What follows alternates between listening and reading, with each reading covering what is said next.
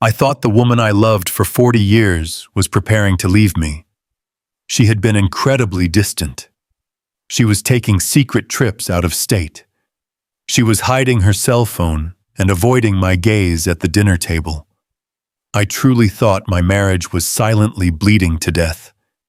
But when I pulled my truck up to my own driveway in the freezing November rain, I did not find a woman running away.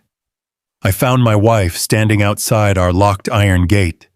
She was shivering in the brutal downpour, clutching a single worn leather overnight bag to her chest. She looked at me with hollow, terrified eyes and whispered the words that would ignite the most ruthless war of my entire life. They said I was not family anymore, Harrison. Then I learned she had secretly sacrificed $4 million just to save my life. My name is Harrison Sterling. I am 66 years old, and I live in the quiet, affluent suburbs of Charleston, South Carolina. I am a retired regional bank manager. For 40 long years, I put on a stiff suit and a tie every single morning. I evaluated complex financial risks. I managed massive commercial loan portfolios. I calculated interest rates, audited businesses, and handled foreclosures. I worked double shifts, late nights, and holidays, just to build a completely bulletproof financial retirement for my wife Beatrice and our only daughter Bethany. I am a black man who grew up with absolutely nothing. I started my career at the very bottom of the banking ladder during a time when men who looked like me were rarely trusted with the keys to the vault. I had to be twice as smart and work 3 times as hard just to secure my place in the world. I swore to God early on that my family would never know the bitter sting of poverty. I built a massive financial fortress to protect them. But the most catastrophic fraud I ever encountered in my entire professional life was not executed by a desperate corporate client. It was orchestrated right at my own mahogany dining room table. The nightmare began on a freezing Tuesday afternoon in late November. I was driving back home to Charleston from a brief out-of-state consulting trip in Charlotte. The weather was absolutely miserable. The rain was coming down in thick, heavy sheets, beating violently against the windshield of my truck. The sky was the color of bruised iron. My hands were gripping the steering wheel tight, but it was not because of the slick, dangerous roads. My mind was incredibly heavy. My chest felt tight with a quiet, creeping anxiety. For the past 3 weeks, my sweet, devoted wife Beatrice had been acting like a complete stranger. We had been married for 4 decades. We knew everything about each other. But suddenly, she was locking herself in the guest bedroom to make hushed phone calls. She was taking mysterious trips out of town, claiming she was attending church retreats, but she never came back with any church literature. She would stare out the kitchen window with a look of absolute, paralyzing dread. I thought I was losing her. I thought my marriage, after 40 years of unyielding love and shared struggle, was silently dissolving right in front of me. I am a proud man, but the thought of losing Beatrice terrified me. I spent that entire 4-hour drive back to Charleston, rehearsing what I was going to say. I was trying to figure out how to ask my wife if she still loved me, or if I had done something to push her away. I turned off the main highway and navigated through the manicured, tree-lined streets of our exclusive neighborhood. We own a beautiful 5,000-square-foot custom brick home sitting securely behind a tall, wrought-iron front gate. It was my absolute pride and joy. It was the physical proof that all my late nights and high blood pressure meant something. We were one of the first black families to build a home in this specific subdivision, and I took immense pride in keeping the property flawless. But as my headlights swept across the dark, wet pavement of the driveway, my heart dropped straight into my stomach. There was a solitary figure standing outside the locked front gate in the pouring rain. It was Beatrice. She was not wearing her heavy winter coat. She did not have an umbrella. She was soaking wet. The freezing rain was pasting her silver hair flat against her face. She was shivering violently, her shoulders shaking with the biting cold. Her arms were wrapped tightly around herself, and she was clutching a single worn leather overnight bag to her chest. I recognized that bag immediately. It was the exact same leather bag we had packed and taken to the hospital 35 years ago on the night our daughter Bethany was born. I slammed the truck into park right there in the middle of the street. I did not even turn off the engine. I jumped out into the brutal storm and ran to her, my heart pounding violently against my ribs. The cold water instantly soaked right through my suit jacket, but I did not care. I reached out and grabbed her shoulders. I asked her what she was doing out here in the freezing cold. I asked her why she did not just use her security code to open the gate and go inside the warm house.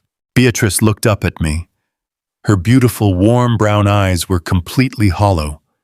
They were entirely stripped of all the joy, all the faith, and all the light I had known for 40 years. She looked exactly like a woman who had just watched her entire world burn to the absolute ground. Her lips were blue and trembling so badly she could barely form the words. She looked at me and whispered in a broken, raspy voice, "They said I was not family anymore, Harrison." I froze completely. The freezing rain continued to beat down on us, but I did not feel the weather anymore. I only felt a sudden, terrifying surge of absolute confusion.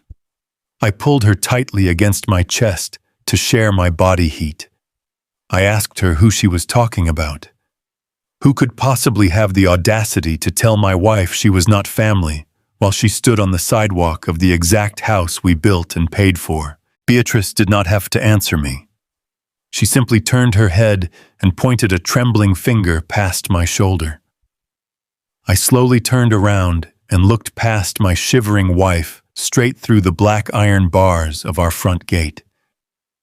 Standing at the top of the concrete steps, safely under the protection of the covered, well-lit porch of our home, perfectly dry and perfectly comfortable, was my own daughter, Bethany. Standing right beside her, leaning casually against the brick pillar of my house, was her slick, arrogant husband, Trenton. Trenton is a 35-year-old investment broker. He is exactly the kind of man who wears a custom-tailored suit to a casual Sunday barbecue. He speaks in corporate buzzwords.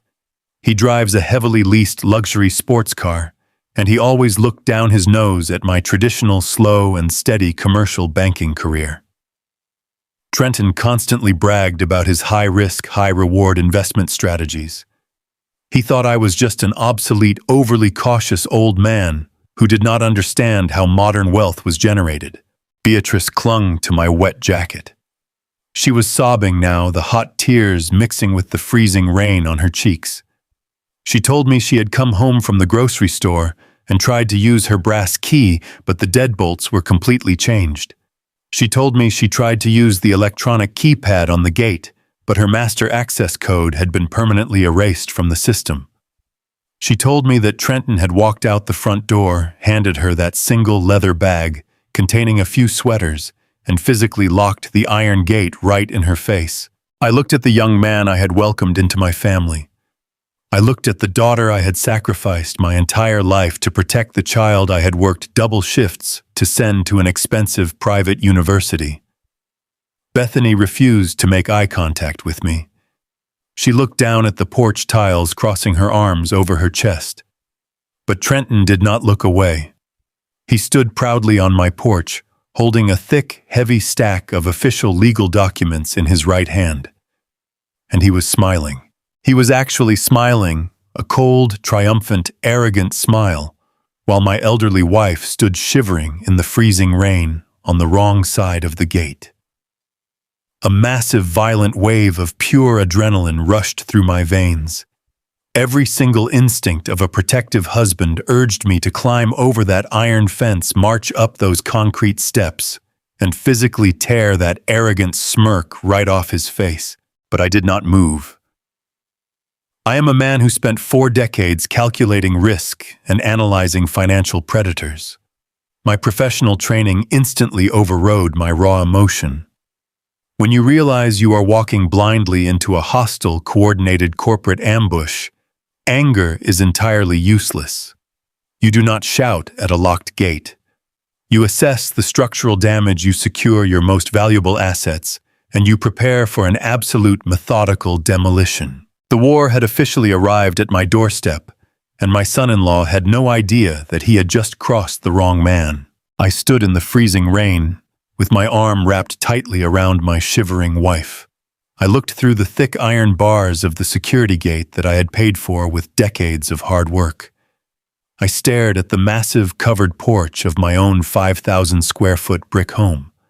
Standing there completely dry and perfectly comfortable under the bright recessed lighting was my daughter Bethany.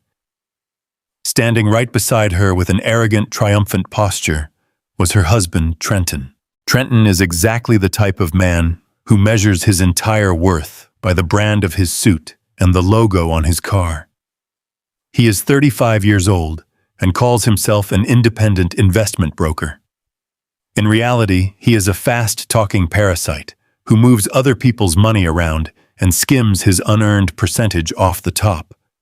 He drives a flashy, heavily leased Maserati that he parks aggressively in the center of my driveway. He always looked down his nose at my traditional commercial banking career. He used to sit at my mahogany dining table drinking my expensive bourbon and mock my conservative investment strategies. He called me an obsolete old man who did not understand how modern wealth was rapidly generated. I spent 40 years pulling myself up from absolute poverty, fighting through every barrier placed in front of a black man in the corporate banking sector, just to build a bulletproof foundation for my family. Trenton had never built a single thing in his entire life. Now he was standing on my property, looking down at me with a cold, vicious smirk on his face. I demanded that he open the gate immediately and let us out of the freezing storm. Trenton did not move toward the electronic keypad. Instead, he slowly lifted his right hand. He was holding a very thick, heavy stack of official legal documents printed on crisp white paper. He tapped the documents against his expensive watch and smiled. He spoke in a loud, clear voice that easily cut through the sound of the pouring rain. He told me that I no longer had any legal right to enter the premises. He announced that he was formally taking over the management of the family estate because I had completely failed to protect my own assets. I felt Beatrice flinch against my chest. Her teeth were chattering, and her fingers dug deeply into the fabric of my soaked suit jacket. I asked Trenton what kind of foolish game he was playing. He walked right up to the edge of the porch, staying just out of reach of the driving rain. He held up the first document and gleefully explained his treachery. He announced that he had officially activated a comprehensive medical power of attorney over my wife. He stated that he had submitted formal documentation to a county judge declaring Beatrice severely mentally unfit and completely incapable of managing her own physical and financial affairs. The sheer audacity of his words hit me like a physical blow to the chest. Beatrice is 64 years old and possesses a mind sharper than a steel trap. She managed the accounting for our entire household and ran multiple community outreach programs. But this arrogant boy had actively manufactured a catastrophic lie. He had fabricated a medical crisis simply to strip her of her fundamental human rights. Trenton did not stop there. He dropped the first document and held up a second stack of papers featuring heavy notary stamps. He smiled that sickening predatory smile and delivered the absolute fatal strike. He announced that as the newly appointed legal executor of Beatrice's estate, he had officially and permanently transferred the entire property deed of our home directly into his private corporate trust. He stood on the porch that I had built, looked me dead in the eye, and told me that my house belonged entirely to him now. I looked past the arrogant thief and locked my eyes directly onto my daughter. I looked at Bethany, the little girl I had carried on my shoulders, the child I had worked 80-hour weeks to put through an elite private university without a single dollar of student debt. She was standing in the shadows of the front door, wearing an expensive cashmere sweater, paid for by the very man who was currently stealing her mother's life. Bethany refused to make eye contact with me. She looked down at the expensive porch tiles and tightly crossed her arms over her chest. She was willingly letting her husband throw the woman who gave birth to her out into the freezing storm like a piece of worthless garbage. The absolute betrayal radiated from her silence. A massive, violent surge of pure adrenaline rushed through my veins. The rage inside me burned hot enough to instantly evaporate the freezing rain soaking my clothes. Every single biological instinct of a protective husband urged me to scale that wrought iron gate charge up those concrete steps and physically tear that arrogant smirk right off his son-in-law's face. I wanted to grab him by the collar of his custom-tailored shirt and throw him forcefully off my property.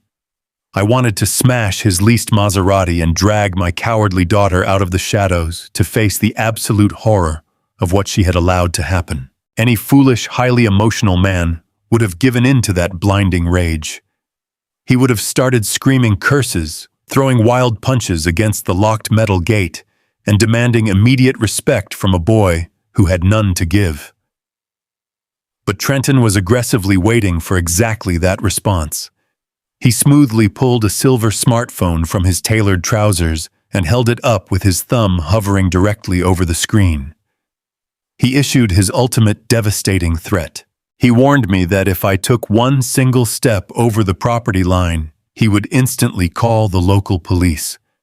He promised to have me arrested and forcefully dragged away in heavy steel handcuffs for criminal trespassing and aggravated assault. I stood completely still and analyzed his tactical position. He knew exactly what he was doing. He had set a flawless psychological trap. He desperately wanted the wealthy neighbors across the street to look out their expansive windows and see an angry, aggressive black man screaming violently in the pouring rain. He wanted the municipal police to arrive with their sirens blaring and find a highly chaotic, dangerous scene. He wanted to play the role of the innocent, frightened new property owner who was simply protecting his wife from a hostile, unpredictable intruder. If I lost my temper for even a single second, I would give him the exact legal ammunition he needed to secure a permanent restraining order against me. My 40 years in the commercial banking sector trained me to survive incredibly hostile corporate environments. When you are facing a ruthless, highly coordinated corporate takeover, blind anger is an entirely useless emotion. You do not try to negotiate with a predatory corporate raider while you are standing at a severe tactical disadvantage in the freezing rain. You do not scream at a crumbling foundation. A master banker knows that when the immediate physical territory is compromised, you must instantly secure your most valuable remaining assets and prepare for a strategic, highly calculated withdrawal. I did not give Trenton the satisfaction of seeing my composure break. I did not argue with him about the legality of his forged medical documents. I did not waste my breath pleading with my treacherous daughter. I looked at the boy who had never built a single foundation of his own, and I made a silent, unyielding vow to the universe that I would systematically and permanently dismantle his entire stolen empire. But right now, my only priority was the survival of my freezing wife. I tightened my protective grip around Beatrice. She was shivering uncontrollably, completely devastated and broken by the profound betrayal of her only child. I looked down at her and promised her in a steady, quiet voice that everything was going to be handled with absolute precision. I turned my back on the arrogant thieves standing on my porch. I did not say a single word of farewell or anger. I simply bent down, picked up Beatrice's wet leather overnight bag, and walked back to my heavy truck. I opened the passenger door, gently helped my freezing wife into the leather seat, and immediately turned the engine heater up to its maximum setting. I walked slowly around the front of the vehicle, climbed into the driver's seat, and put the heavy transmission into gear. I drove smoothly away from the massive iron gate without looking back in the rearview mirror. I left them standing perfectly dry and incredibly proud on the porch of a stolen house. They firmly believed they had just successfully executed the perfect financial crime against a helpless, obsolete old man. They had absolutely no idea that my silence was not a surrender. My silence was the terrifying sound of a veteran financial predator locking onto his target. I was leaving the battlefield temporarily, but I was already drafting the blueprints for their absolute destruction. I drove my heavy truck away from the wealthy manicured suburbs of Charleston, pushing deep into the freezing, relentless rain. I did not drive toward the local police precinct, and I absolutely did not drive toward the homes of our friends or extended family. When you are hit with a coordinated hostile corporate ambush, you do not broadcast your vulnerability to the world. You immediately go entirely dark. You secure a fortified perimeter where the enemy cannot monitor your movements or predict your retaliation. I navigated the wet, treacherous roads for 45 minutes until the sprawling custom-built brick mansions faded into the harsh gray concrete of the city's industrial shipping district. I pulled into the cracked, uneven parking lot of an extended-stay industrial motel. It was a purely functional, highly discreet establishment, surrounded by heavy chain-link fencing and towering sodium vapor security lights.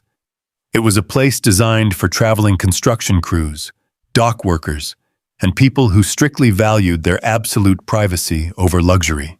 I parked my truck near the side entrance, keeping the engine running and the heater blasting to keep my shivering wife warm. I stepped out into the biting wind, walked into the brightly lit, sterile lobby, and approached the thick plexiglass window of the front desk. I did not pull out my premium bank cards. I knew that any digital transaction would instantly create a financial footprint that Trenton could easily track through his illicit connections. I reached into my inner jacket pocket, pulled out a thick stack of crisp $100 bills, and slid the cash directly under the glass partition. I rented their most isolated corner unit on the 3rd floor for a full month. The weary night clerk did not ask for my personal details, and I did not offer any unnecessary explanations.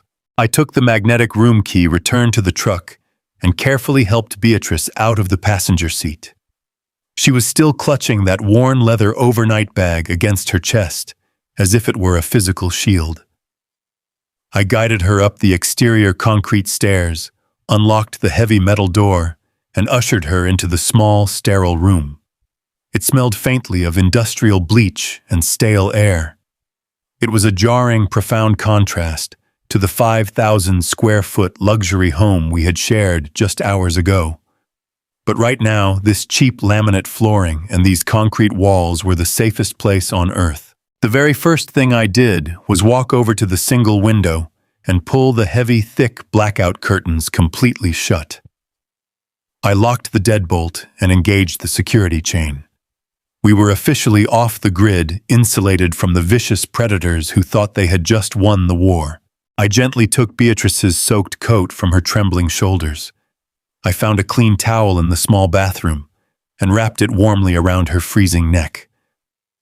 I guided her to the edge of the stiff motel bed and sat her down. I walked over to the modest kitchenette, boiled some water, and made her a simple cup of instant coffee. I placed the warm ceramic mug directly into her freezing, shaking hands. I did not raise my voice. I did not pace around the room screaming about the sheer audacity of our daughter and her arrogant husband. I pulled up a cheap plastic chair, sat directly across from the woman I had fiercely loved for 40 years, and I looked deep into her exhausted, hollow eyes. I spoke in a voice that was perfectly calm, steady, and entirely devoid of judgment. I told Beatrice that we were completely safe. I assured her that no one knew where we were and that I was fully prepared to burn Trenton's entire world to the absolute ground. But I told her that a master structural engineer cannot fix a collapsing building unless he knows exactly where the foundational concrete cracked. I needed the absolute unfiltered truth. I needed to know why a strong, brilliant, highly capable woman who had flawlessly managed our family finances for 4 decades had quietly surrendered her own home and walked out into the freezing rain with a single bag. Beatrice stared down at the dark, rippling surface of the coffee in her mug. For a long, agonizing minute, the only sound in the sterile motel room was the relentless pounding of the rain against the exterior window. Then the heavy, suffocating dam inside her finally broke. She began to weep. These were not the loud, panicked sobs of a frightened victim. This was the deep, agonizing weeping of a proud woman who had been carrying a massive, crushing weight entirely alone. She looked up at me, her face pale and lined with a profound sorrow, and she began to confess a story that made my 40 years in the cutthroat commercial banking sector feel like absolute child's play. She told me that the silent nightmare had secretly begun exactly 6 months ago. Trenton's flashy investment brokerage was actually a complete catastrophic failure. He was bleeding cash rapidly to maintain his leased sports cars, his custom-tailored suits, and his arrogant high society image. The traditional banks had quietly blacklisted him, entirely refusing to extend his business credit because his corporate balance sheets were completely toxic. Desperate for capital, Trenton had aggressively approached a predatory private lending firm based out of Atlanta.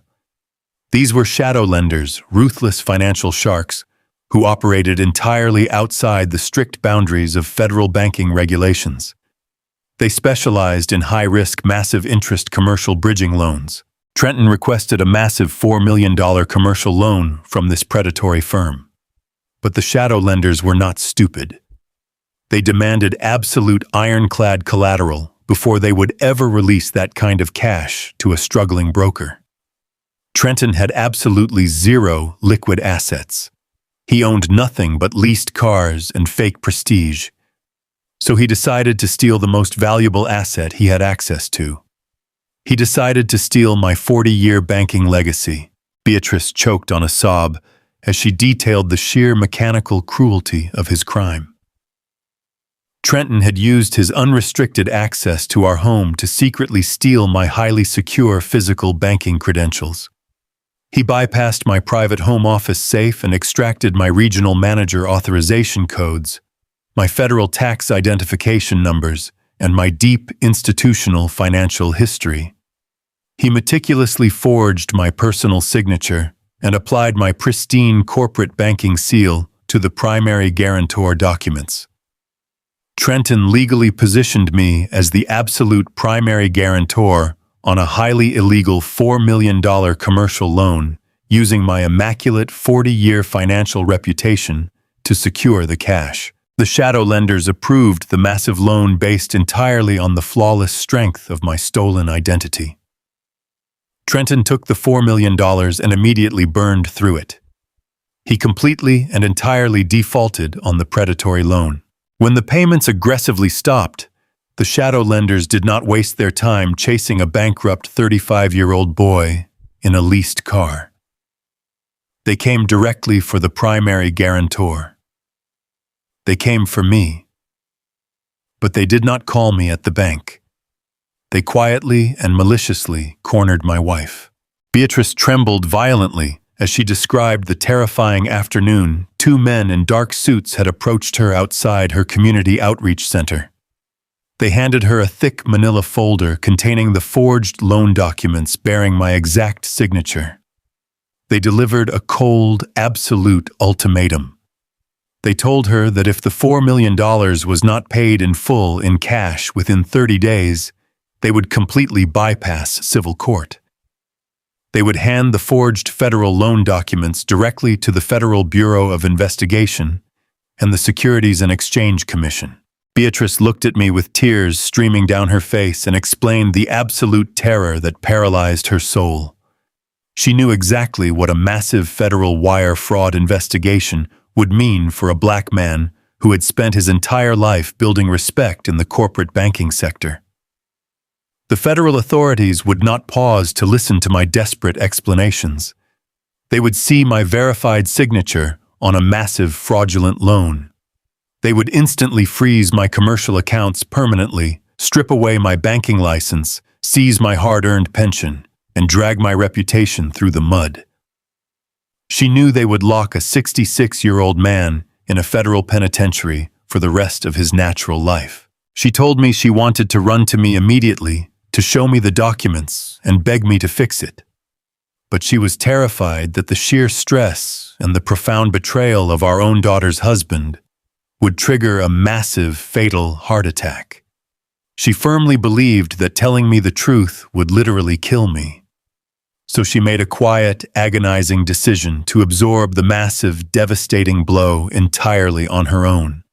She decided to protect my life and my honor, no matter the personal cost. I sat in the cheap plastic chair, perfectly still, listening as my wife revealed the ultimate heartbreaking sacrifice she had made in the absolute shadows. Beatrice comes from a deeply proud and fiercely resilient family lineage. Her grandfather was a brilliant, hard-working man who survived the brutal horrors of the Jim Crow South. Through decades of relentless physical labor and quiet saving, her grandfather had managed to purchase a massive, untouched timber estate in upstate South Carolina. It was hundreds of acres of pristine, highly valuable pine forests. That land was a sacred generational family trust. It was the physical, enduring proof of her family's survival and their profound legacy. It was strictly intended to be passed down through the bloodline forever, an untouched sanctuary of black wealth. But to save her husband from a federal prison sentence, to protect the man she loved from total, absolute destruction, Beatrice did the unthinkable. She secretly contacted a massive commercial logging and land development corporation. Without telling a single soul, she fully liquidated her beloved grandfather's sacred trust.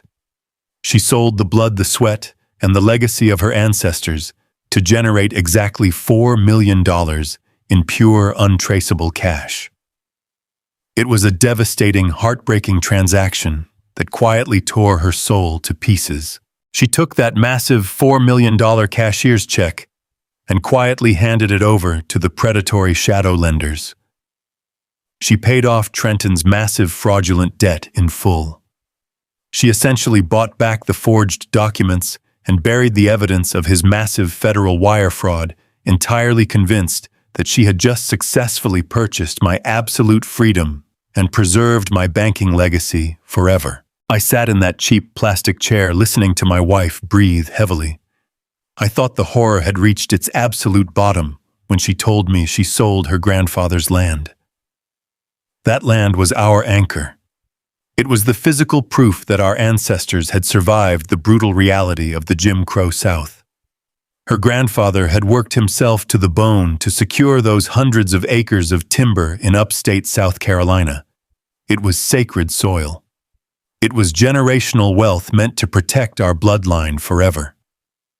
Hearing that she liquidated it to save me from a federal prison sentence broke my heart into 1,000 jagged pieces. I reached out to hold her trembling hands, thinking we simply had to mourn the loss of the land and figure out how to rebuild. But Beatrice pulled her hands away. She looked at me with eyes so hollow and dark that it sent a violent shiver straight down my spine. She told me the nightmare was not over.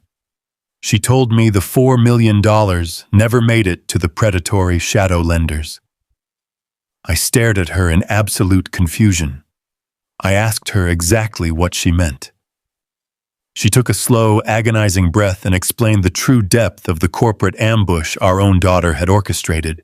When Beatrice received the massive $4 million cashier's check from the logging corporation, she was terrified. She had never handled a transaction of that magnitude. She did not know how to safely transfer those funds to the ruthless men threatening my life. So she turned to the only person she thought she could trust in the financial sector besides me. She turned to her son-in-law. Trenton was a licensed investment broker. He knew how to move money.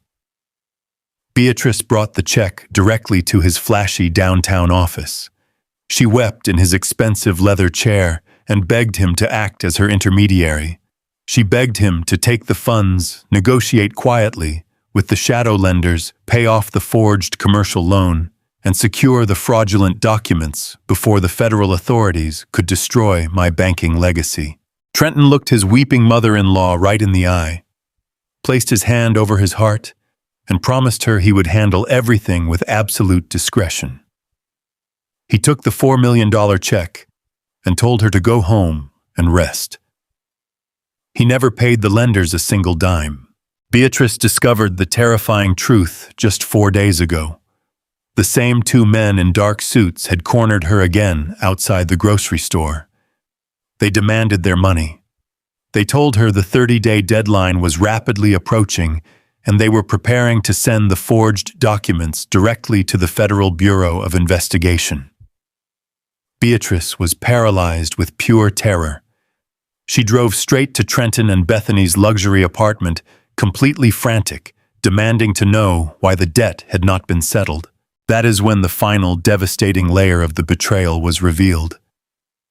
Trenton and my own flesh and blood daughter had completely embezzled the entire $4 million. They took the clean, untraceable cash generated from the blood and sweat of Beatrice's grandfather and funneled it directly into a complex web of offshore shell companies. They washed the money completely clean. Suddenly, everything made sickening sense.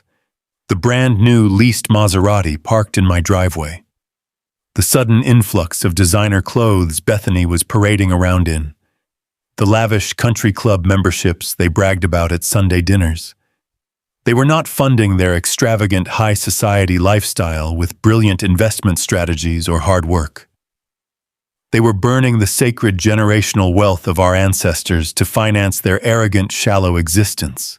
I sat in the sterile motel room, gripping the edges of my chair so hard my knuckles turned white. My mind raced back to the little girl I had raised. I thought about the thousands of hours I spent sitting at the kitchen table, helping Bethany with her mathematics homework. I thought about the countless double shifts I worked at the bank, swallowing my pride and enduring the subtle racism of corporate executives just so I could afford to send her to the finest private schools in the South. I wanted her to be a queen. I wanted her to walk into any room with her head held high, completely insulated from the financial struggles my wife and I had endured. I gave her everything. And she repaid that unconditional parental love by assisting a corporate parasite in stealing her mother's inheritance. But Beatrice was still weeping. Her voice dropped to a terrified whisper as she explained the most vicious part of their plan. Trenton and Bethany knew that Beatrice was a massive liability. They knew that once she realized the $4 million was gone and the shadow lenders were still threatening me, she would eventually break down and tell me the truth. They needed to silence her permanently. They needed to completely discredit her voice so that if she ever tried to expose their massive federal wire fraud, absolutely no one in the legal system would believe a single word she said. Trenton used a portion of his stolen millions to hire a highly corrupt, extremely expensive concierge doctor. He paid this fraudulent physician to conduct a completely fabricated psychological evaluation on my wife without her ever stepping foot inside a medical clinic. They created a dense, official-looking medical file claiming that Beatrice was suffering from severe, rapidly advancing dementia. They documented completely fake episodes of hysteria, memory loss, and violent cognitive decline. They weaponized the medical and legal system against a perfectly healthy, brilliantly sharp black woman. Once they had the forged psychiatric evaluations in hand, Trenton moved with the ruthless efficiency of a corporate assassin. He quietly submitted the fake medical records to a sympathetic county judge he played golf with. He successfully secured a comprehensive medical power of attorney over my wife. He legally stripped Beatrice of her fundamental human rights, her financial autonomy, and her legal voice. With that medical power of attorney activated, Trenton immediately executed a hostile takeover of our primary residence. He used his newly granted legal authority over Beatrice to formally transfer the entire property deed of our 5,000 square foot custom brick home directly into his private corporate trust. He stole the house we had spent decades paying off just to add another massive asset to his fraudulent portfolio. Then came the final brutal confrontation. Earlier today, before I arrived home from Charlotte Trenton, and Bethany had cornered Beatrice in our own kitchen. They presented her with the forged medical documents and the transferred property deed. They looked the woman who had nurtured them, fed them, and loved them right in the eyes, and delivered a chilling, absolute ultimatum. Bethany, my own daughter, stood in her expensive cashmere sweater and told her mother that she was officially evicted. She told Beatrice that the locks were being changed and her security codes were already erased.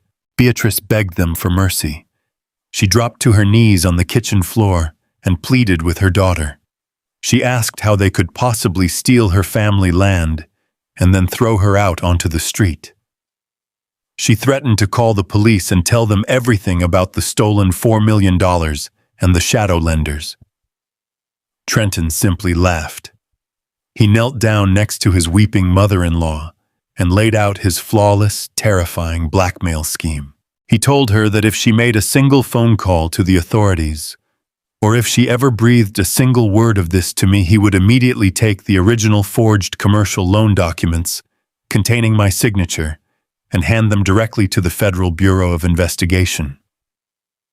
He told Beatrice that the federal agents would not care about her wild stories of embezzlement. They would only see a massive illegal loan signed by a veteran regional bank manager. He promised her that the federal government would instantly seize my pension, strip my banking license, and lock me in a federal penitentiary where an old man like me would surely die behind bars. They held my physical freedom completely hostage to guarantee her absolute silence. They forced her to choose between losing her home and her inheritance, or sending the husband she loved to a federal prison. Beatrice chose me. She absorbed the total destruction of her life just to keep me safe. She allowed them to push her out the front door into the freezing storm. She stood at the iron gate, clutching her single leather bag, fully prepared to walk away and die quietly in the streets, just to ensure that I would never be tied to Trenton's massive federal crimes. My own flesh and blood had actively weaponized a mother's unconditional, fiercely protective love. They exploited the deepest, most sacred bond in the human experience to steal $4 million and effectively sentence us to death on the cold concrete. I sat in the quiet motel room as the absolute gravity of the betrayal settled deeply into my bones. The rain continued to batter the small window, but the storm outside was absolutely nothing compared to the cold, lethal storm gathering inside my chest. I looked at my wife. She was completely exhausted, physically trembling from the sheer trauma of carrying this massive burden alone. She looked at me with those hollow, terrified eyes and apologized. She actually apologized to me for losing her grandfather's sacred land and for failing to stop them from stealing our house. I stood up from the cheap plastic chair.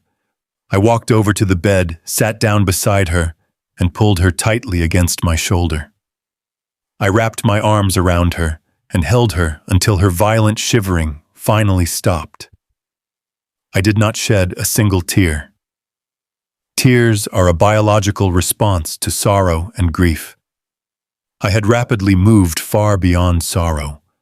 I was operating in a state of absolute unyielding emotional clarity. A foolish, highly reactive man would have grabbed his truck keys, driven straight back to that massive brick house and violently assaulted his son-in-law.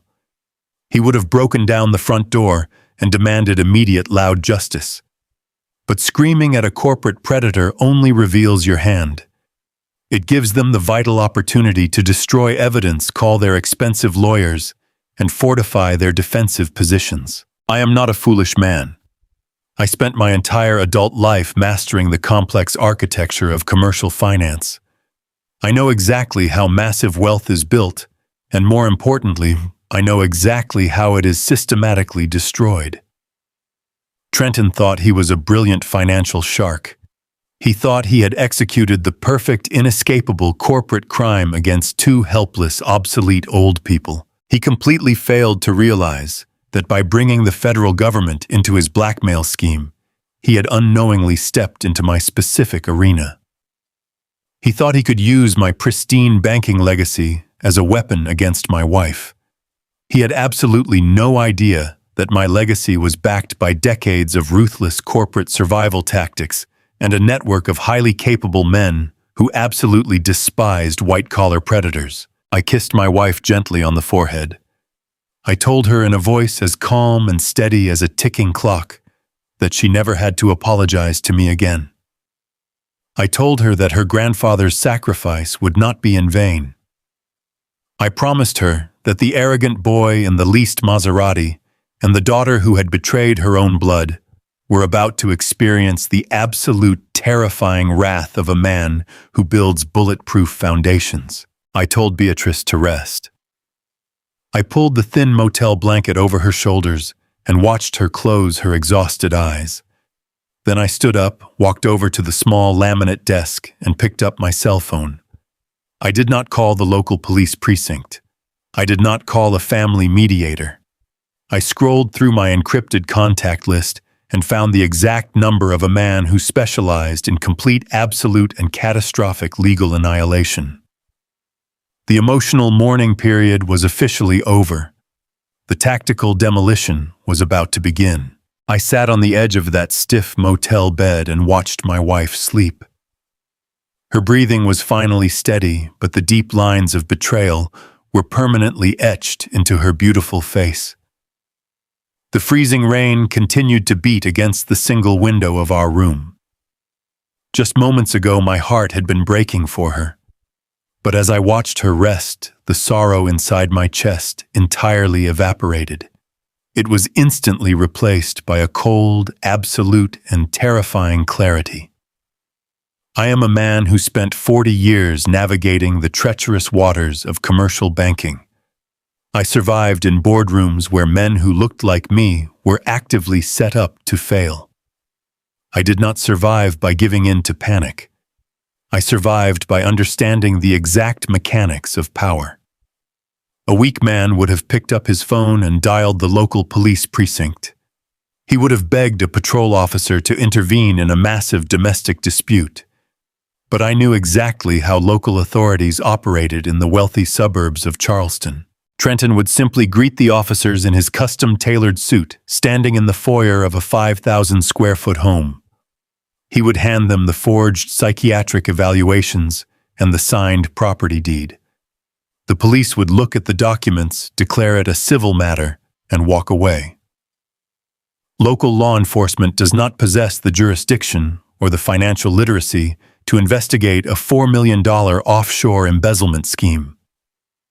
I needed a completely different caliber of weapon.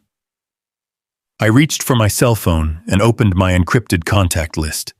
I bypassed the local mediators and the civil dispute attorneys. I dialed a number with a Washington, D.C. area code. The man I was calling was Graham. He is Beatrice's older brother. Graham is 68 years old, a towering, broad-shouldered man who operates as a ruthless corporate defense attorney in the nation's capital. Growing up in the Jim Crow South, Graham and Beatrice learned early on that the world would not offer them a single ounce of fairness. So Graham built his own justice. He spent his entire career systematically dismantling complex white-collar fraud schemes and defending massive corporate entities. He is a man who literally eats arrogant, fast-talking investment brokers for breakfast. I held the phone to my ear and waited. He answered on the second ring, his deep, commanding voice filling the quiet room. I did not waste a single second with pleasantries. I told my brother-in-law exactly what had happened. I explained the forged commercial bridging loan. I told him how Beatrice had quietly liquidated their grandfather's sacred, generational timber estate in upstate South Carolina to protect me.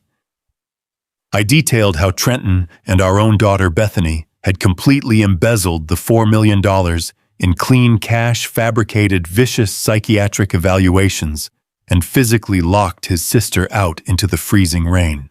For 10 agonizing seconds, the line was completely silent. I could practically hear the tectonic plates shifting inside Graham's mind.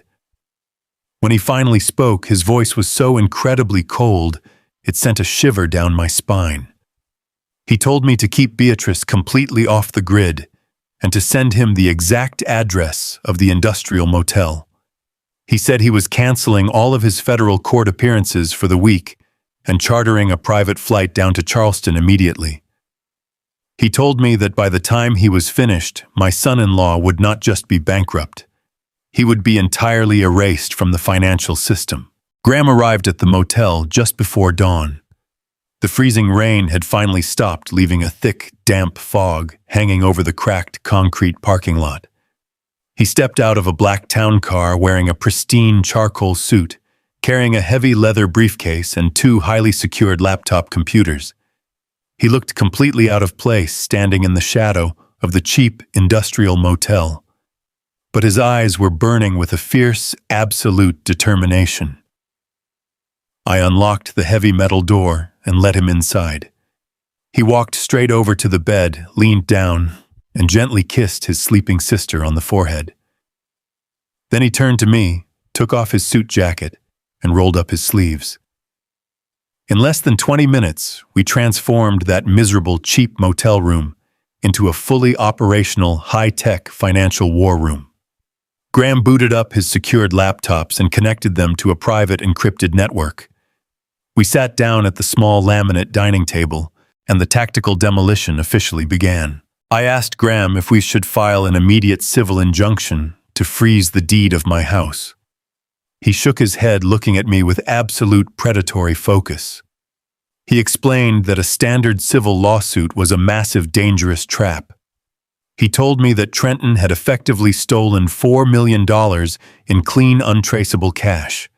If we engaged him in a local civil court, Trenton would happily use our own stolen money to hire a massive team of aggressive corporate lawyers. He would bury us in endless legal motions, complex discovery phases, and tedious appeals. He would drag the civil litigation out for a decade until we ran out of emergency funds and were forced to surrender. Graham told me that we were absolutely not going to play by civil court rules. We were going to bypass the local jurisdiction entirely and drop a massive federal hammer directly onto his fragile empire. Graham is not just a lawyer. He is a master architect of financial destruction. He possesses top-tier security clearances and direct access to federal tracking databases that regular attorneys do not even know exist. He opened a complex terminal on his laptop and began to hunt. Trenton firmly believed he was a brilliant financial shark.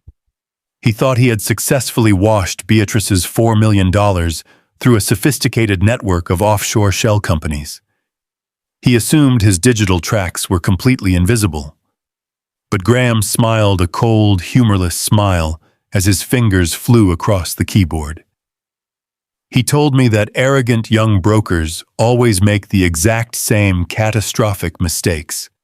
They rely on automated masking software and cheap international proxies to hide their stolen capital. Graham bypassed Trenton's amateur digital smokescreens in less than 2 hours. We sat in the dim light of the motel room and watched the undeniable truth materialize on the glowing screen. Graham systematically unraveled the complex web of dummy corporations Trenton had established in the Cayman Islands.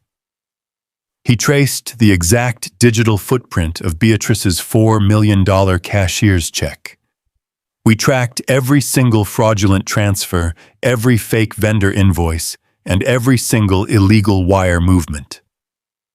But what we discovered at the absolute end of the money trail completely staggered me. I had assumed Trenton and Bethany were simply using the stolen millions to fund their lavish country club memberships, their leased luxury sports cars, and their expensive designer wardrobes. I thought they were just greedy, shallow children, living vastly beyond their means. I was entirely wrong. The scope of Trenton's arrogance was massively larger than a few leased cars. Graham pulled up a massive, heavily encrypted commercial real estate portfolio directly linked to Trenton's primary holding company. The $4 million of stolen family money had not been spent on frivolous luxury items. It had been aggressively pooled into a single massive corporate escrow account. Trenton was actively using his mother-in-law's stolen generational wealth as the foundational raw collateral to secure a staggering $50 million commercial real estate development right in the heart of downtown Charleston. Graham opened the architectural blueprints and the corporate investor manifests. Trenton had successfully pitched a massive multi-use luxury high-rise project to a consortium of wealthy international investors. These global investors were pouring tens of millions of dollars into the development, completely confident in the project's financial stability. They firmly believed that Trenton was a highly successful, brilliant young developer who had personally supplied $4 million of his own legitimate capital to anchor the massive deal. They had absolutely no idea that his foundational equity was entirely stolen from an elderly black woman. They had no idea that his pristine corporate image was built on massive federal wire fraud, aggravated identity theft, and the systematic abuse of his own family. The sheer, overwhelming audacity of the scheme left me completely speechless. My son-in-law was not just a petty thief. He was actively orchestrating a massive international corporate fraud on a terrifying scale. He had positioned himself as the primary managing director of a $50 million empire, standing proudly on a foundation of absolute lies. I looked at Graham across the small laminate table. The realization of what we had just uncovered settled heavily into my bones. Trenton had intentionally tied his entire stolen fortune to a highly public, extremely fragile commercial real estate venture. He had aggressive, wealthy international partners who demanded absolute financial transparency and total legal compliance. He was incredibly over-leveraged and completely exposed. Graham leaned back in his chair and steepled his fingers together. His dark eyes locked onto mine, radiating a profound, lethal certainty.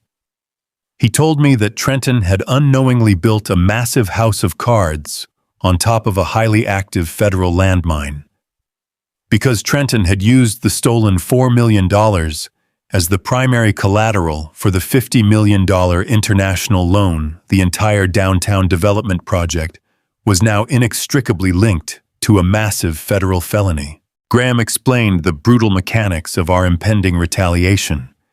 The moment we presented this undeniable digital proof to the Federal Bureau of Investigation and the Securities and Exchange Commission, the federal government would instantly classify Trenton's entire real estate portfolio as an active crime scene. The federal authorities would place a massive, irrevocable legal freeze on every single one of his corporate accounts. The international investors would be legally mandated to pull their funding immediately to avoid being indicted for aiding and abetting an international money laundering operation. The $50 million deal would catastrophically collapse overnight, dragging Trenton straight down into a federal penitentiary. We did not need to confront Trenton on my front porch. We did not need to beg for our house back or plead for the return of Beatrice's stolen inheritance. We simply needed to prepare the final devastating legal explosive. Graham spent the rest of the morning compiling the raw wire transfer receipts, the forged commercial bridging loan documents, and the undeniable proof of the offshore shell companies into a single massive federally compliant master file.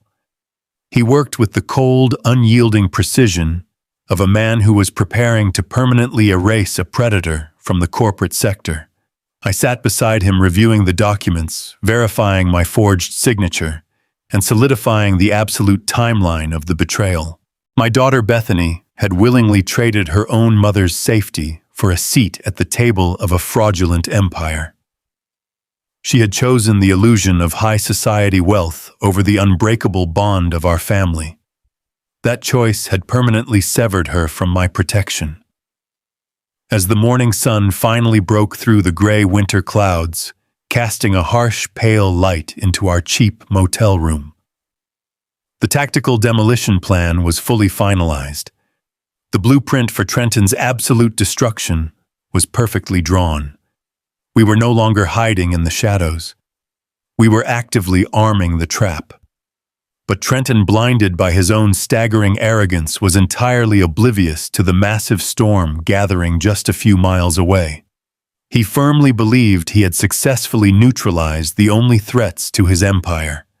He had absolutely no idea that his desperate attempts to silence us were about to trigger his own spectacular and irreversible downfall. When you do not react to a bully, you deprive them of their power. I had spent my entire career in commercial banking, dealing with aggressive corporate negotiators. I knew that silence was a terrifying mirror. Trenton and my daughter Bethany expected me to beat my fists against that iron gate. They expected me to call them screaming. They expected me to hire some cheap local lawyer and file a desperate civil motion. Because I did absolutely nothing, their supreme arrogance slowly mutated into pure panic. 2 days passed without a single sound from my end. That absolute silence drove Trenton crazy. He realized that a man who walks away from a stolen 5,000-square-foot luxury home without shouting a single curse word is a man who is quietly building a catastrophic bomb. He knew Beatrice possessed the absolute truth about his $4 million federal wire fraud. He knew that if she found a way to clearly communicate her story to the right federal authorities, his entire $50 million real estate empire would crumble into dust. So he decided to execute a preemptive strike. He decided to neutralize my wife permanently. Graham and I were sitting at the cheap laminate table in our industrial motel room. The glowing screens of his secured laptops were illuminating the dark walls. We were meticulously tracking the offshore shell companies Trenton had built.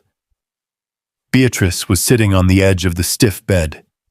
She was finally sipping a cup of warm tea and starting to feel safe. Then the flashing blue lights cut through the gaps in the thick blackout curtains. The harsh red and blue strobes painted the motel walls with a sudden terrifying urgency. We heard the heavy crunch of gravel in the parking lot outside. Then we heard the loud, aggressive pounding on our heavy metal door.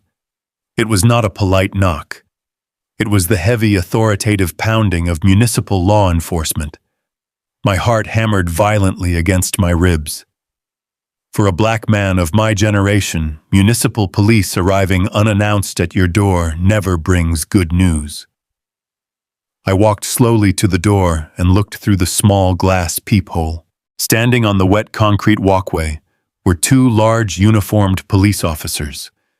Right behind them stood 2 paramedics with a heavy medical gurney. I felt a cold, sickening knot tighten in my stomach. I turned to look at Beatrice. The fragile piece she had just recovered vanished instantly. The teacup rattled violently against its saucer in her trembling hands.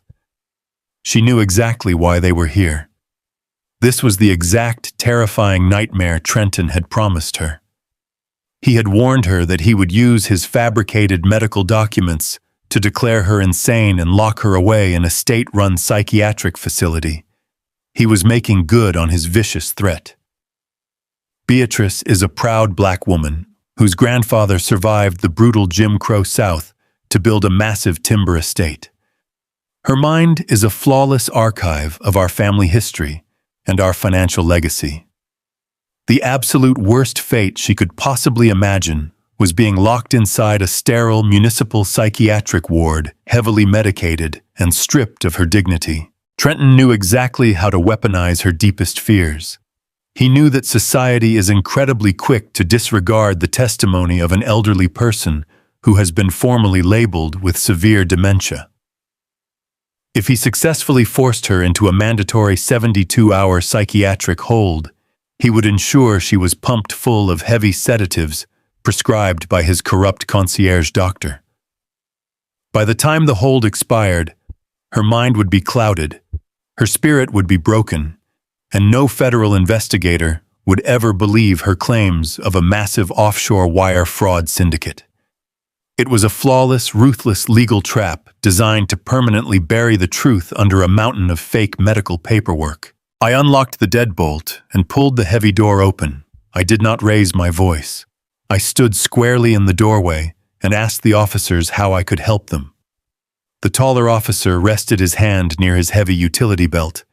He looked past me into the dark motel room and demanded to speak with Beatrice Sterling.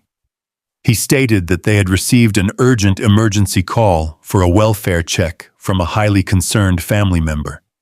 He claimed they had official medical documentation stating my wife was suffering from a severe acute mental health crisis and was in immediate physical danger to herself. The officer held up a thick manila folder. It was the exact same stack of forged documents Trenton had bragged about on my front porch. The officer spoke in a loud, demanding voice. He announced that they were executing a mandatory 72-hour involuntary psychiatric hold. He commanded me to step aside so the paramedics could secure my wife to the gurney and transport her to the municipal psychiatric ward. I felt a raw, blinding rage flood my veins. I wanted to physically block the doorway and fight those officers with my bare hands to protect my wife. But Graham placed his heavy hand firmly on my shoulder and pulled me back. Graham is a 68-year-old corporate defense attorney who eats aggressive prosecutors for breakfast. He stepped smoothly into the doorway. He did not look like a frightened civilian. He looked like a federal judge holding court. He looked the tall police officer dead in the eyes and asked for his full name and his badge number. The officer looked confused by the sudden shift in authority. He puffed out his chest and tried to intimidate Graham. He demanded that we surrender Beatrice immediately or face arrest for obstructing justice. Graham did not flinch. He did not raise his voice. He simply reached into his tailored charcoal suit jacket and pulled out his own pristine leather folder. Graham calmly informed the municipal officers that they were walking blindly into a massive federal trap. He explained that he was a senior corporate defense attorney based out of Washington. He stated clearly that he was officially representing Beatrice Sterling. The police officers exchanged an uncertain glance. Graham opened his leather folder and handed the lead officer a set of crisp, heavily stamped documents. Graham explained that he did not trust local municipal corruption. He knew exactly what Trenton was capable of planning. So earlier that very morning, Graham had scheduled an emergency comprehensive neurological evaluation for his sister. But he did not use a local clinic. He had utilized his top-tier government connections to bring a board-certified federal neurologist directly to our motel room. That highly respected federal physician had spent 3 hours conducting a grueling, intensive cognitive assessment on my wife. The document Graham handed the police was not just a simple doctor note. It was an ironclad, federally verified medical assessment, time-stamped exactly 3 hours ago. The federal neurologist explicitly declared that Beatrice Sterling was completely cognitively flawless. The evaluation proved she possessed a brilliant, highly functioning mind, with absolutely zero signs of dementia or psychiatric distress. Graham pointed his heavy silver pen directly at the forged manila folder the police officer was holding. He instructed the officer to look very closely at the signature of the concierge Dr. Trenton had used to issue the psychiatric warrant.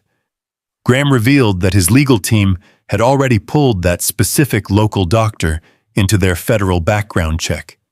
He informed the officers that the doctor who signed their paperwork was currently under investigation by the medical board for accepting bribes and writing fraudulent prescriptions.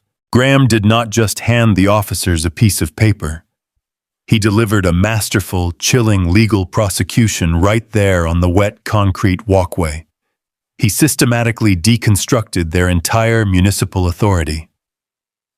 Graham looked at the younger officer and asked him if he knew the specific federal penalties for participating in the false imprisonment of a protected witness. He explained that Trenton was a desperate criminal trying to use their badges to execute a massive cover-up. Graham made it explicitly clear that bringing local police to enforce a fraudulent medical proxy against a federal document was equivalent to bringing a butter knife to a gunfight. He stripped the officers of their false confidence layer by layer until they completely understood the massive radioactive legal danger they had just stepped into. Graham spoke with a cold, terrifying precision that completely neutralized the aggressive police officers. He told them that Trenton Sterling was the active target of a massive federal wire fraud investigation. He explained that Trenton had stolen $4 million from my wife and was currently trying to use municipal police officers to kidnap the primary federal witness. The tall police officer swallowed hard. The aggressive authority entirely evaporated from his posture. Graham leaned forward and delivered his absolute final warning. He told the officers that the federal documents in their hands completely legally superseded the local county warrant. He warned them that if they took one single step into our motel room, or if they laid a single finger on my wife, they would no longer be conducting a local welfare check. They would be officially participating in a highly coordinated federal extortion scheme and actively kidnapping a protected federal witness. Graham promised the officers that if they tried to put Beatrice on that gurney, he would personally ensure that both of them were stripped of their badges, deprived of their municipal pensions, and indicted in federal court for aiding and abetting an international money laundering syndicate. The silence that followed was absolute. The rain had stopped, and the heavy night air was thick with tension. The two police officers looked at the ironclad federal documents in their hands. They looked at the imposing corporate defense attorney standing firmly in the doorway. Then they looked back at the paramedics standing quietly by the gurney. The lead officer was not a stupid man.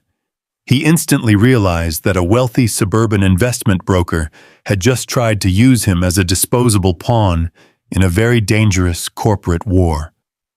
He realized that touching my wife would destroy his entire career and likely send him to federal prison. The lead officer slowly closed his manila folder. He handed Graham the federal documents back with a very cautious, respectful nod. He stated clearly for his body camera that based on the conflicting medical evidence and the presence of verified federal legal counsel, they did not have the proper jurisdiction to execute an involuntary hold. He ordered the paramedics to pack up the gurney. I stood by the door and watched the police officers walk quickly back to their cruiser. The blue and red flashing lights abruptly turned off. They climbed into their vehicles and drove quickly out of the cracked concrete parking lot, disappearing into the dark city streets. The immediate physical threat was entirely eliminated without a single voice being raised or a single punch being thrown. Trenton had launched his most proactive, devastating strike. He had tried to weaponize the full force of local law enforcement to silence my wife and protect his stolen empire. And Graham had shattered that trap into a million pieces using nothing but absolute legal supremacy. The moment the police cruiser pulled out of the cracked parking lot, the atmosphere inside our motel room fundamentally shifted. The immediate physical threat was neutralized, but the broader implications of the ambush were completely clear. Trenton was willing to do absolutely anything to protect his stolen empire. He was willing to kidnap his own mother-in-law. He was willing to use corrupt doctors and manipulate local law enforcement. He was operating with the blind, desperate panic of a cornered animal. But I was operating with the cold, calculating precision of a veteran bank manager who had just successfully secured his most valuable asset. I walked over to Beatrice and poured her a fresh cup of tea. Her hands were no longer shaking. She had just watched her older brother completely humiliate the men who came to lock her away. She realized that we were not helpless victims waiting to be slaughtered. We were an active, highly dangerous threat. Graham sat back down at the laminate table and opened his encrypted files. We knew that Trenton's failed police ambush was his absolute last line of defense. The silent waiting period was officially over. Trenton would receive a call from those police officers very soon. Trenton would learn that we were not hiding helplessly in a cheap motel. He would realize that we had federal legal representation and that we possessed official medical documents that completely destroyed his fraudulent power of attorney. Trenton would finally understand that the obsolete old bank manager he had thrown out into the rain was actively hunting him. The silent war was officially active. The tactical demolition was now fully armed. I sat back down at the laminate table next to my brilliant brother-in-law. We looked at the digital map of Trenton's $50 million real estate development. The corporate war was now completely out in the open, and I was absolutely ready to tear his entire stolen life right down to the bare dirt. Graham sat back in his cheap plastic motel chair and looked at me with a perfectly steady gaze. The glowing screens of his secured laptops illuminated the dark walls of our temporary war room. We had successfully traced the complex digital footprint of the stolen $4 million through a massive web of offshore shell companies. We knew exactly where Trenton had hidden the money and exactly how he was using it to secure his $50 million commercial real estate development in downtown Charleston. But Graham is a veteran corporate defense attorney who operates at the absolute highest levels of federal law. He knows that knowing the truth and proving the truth in a federal courtroom are two entirely different things. He told me that Trenton could easily hire a team of vicious corporate lawyers to claim that the offshore accounts were set up by an anonymous third party. Trenton could point his finger at a phantom business partner and deny any direct involvement in the initial transfer of Beatrice's generational wealth. Graham explained that to completely and permanently destroy Trenton, without leaving a single legal loophole, we needed the original raw, unedited wire transfer receipts.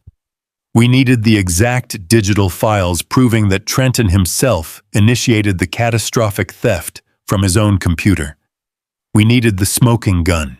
I stood up from the small laminate dining table and walked over to the blackout curtains. I peeked through a small gap and watched the heavy fog rolling across the cracked concrete parking lot. The freezing rain had finally stopped, but the city was deeply buried in a cold, wet silence. I thought about the man who had stolen my home and thrown my elderly wife out into the brutal storm. Trenton is exactly the kind of modern corporate parasite who projects an image of absolute technological superiority. He constantly brags about his expensive cloud storage subscriptions, his automated trading algorithms, and his high-tech digital firewalls. He wants the world to believe he is a brilliant, untouchable mastermind. But I have spent 40 years evaluating men just like him in the commercial banking sector. I know that men who rely entirely on flashy software are almost always incredibly lazy when it comes to maintaining their physical hardware. Trenton loved the modern aesthetic of a high-powered broker, so he insisted on installing a massive localized server rack directly inside my basement to run his daily operations. He trusted his expensive digital passwords, but he completely neglected the physical reality of the foundation he was standing on. I turned back to Graham and told him that the raw financial directory was sitting on a physical server in my own basement. Graham warned me about the severe legal risks of returning to the property. He reminded me that Trenton had legally transferred the deed into his corporate trust and had explicitly threatened to have me arrested for criminal trespassing if I ever stepped foot on the driveway. If the municipal police caught me sneaking around the estate at 2 in the morning, they would gladly throw a 66-year-old black man into a concrete holding cell. But I looked at my beautiful wife sleeping exhausted on the stiff motel bed. She had sacrificed the sacred blood and sweat of her ancestors just to keep me out of a federal penitentiary. I was absolutely not going to let a cowardly boy hide behind a stolen piece of paper. I told Graham to prepare an encrypted solid-state drive. I was going back to my house. I changed into a set of dark, heavy clothes and laced up a pair of sturdy work boots. Graham handed me a small, sleek, black, rectangular drive equipped with military-grade encryption software. He told me exactly which server port to access and how to trigger the automated cloning sequence. I slipped the drive into my deep jacket pocket and walked out into the freezing, damp night. I climbed into my heavy truck and started the engine. The drive back to my affluent Charleston subdivision was quiet and entirely devoid of traffic. The towering pine trees along the manicured roads were shrouded in thick gray fog, making the sprawling custom-built mansions look like solitary ghosts. I did not park my truck anywhere near my own driveway. I navigated 3 blocks down a quiet adjacent street and parked in the deep shadow of an empty cul-de-sac. I turned off the engine, stepped out into the freezing mist, and began the long, silent walk toward the property I had paid for with 4 decades of double shifts and corporate warfare. As I approached the tall, wrought-iron security gate, my heart beat with a steady, heavy rhythm. Trenton had undoubtedly upgraded the electronic access keypads and installed brand-new digital firewalls the moment he executed his hostile takeover. He probably paid a premium private security firm thousands of stolen dollars to monitor the high-definition perimeter cameras. He believed his new digital fortress was completely impenetrable. But a man who simply steals a house possesses absolutely zero knowledge of its deep physical secrets. 20 years ago, when we first built the property, I personally ran the foundational wiring for the exterior perimeter lighting and the initial sensor grid. I laid every single conduit with my own 2 hands. I remembered that near the far western edge of the brick retaining wall, the massive ancient roots of a towering oak tree had severely disrupted the underground electrical pathway. I had been forced to leave a narrow gap in the motion sensor coverage to accommodate the shifting roots. Trenton's expensive new digital security cameras were perfectly wired into a flawed physical grid. I slipped silently through the wet, manicured bushes and navigated directly toward the massive oak tree. I crouched low to the damp earth and moved precisely through the absolute blind spot I had created 20 years ago. The premium security cameras continued to sweep across the driveway, and the front gate completely blind to the veteran who was currently walking through the wet grass of his own backyard. I felt a profound, agonizing mix of raw anger and deep sorrow as I moved like a silent shadow across the lawn. This was the exact yard where I had taught my daughter Bethany how to ride her first bicycle. This was the patio where Beatrice and I had hosted countless summer barbecues for our church congregation. Every single brick and blade of grass represented a piece of my soul, and my son-in-law had stolen it all with a single forged signature. I reached the heavy exterior bulkhead doors that led directly down into the basement. Trenton had spent a fortune on high-tech interior smart locks for the front door, but he was far too lazy and arrogant to consider upgrading the physical padlocks on the old storm cellar entrance.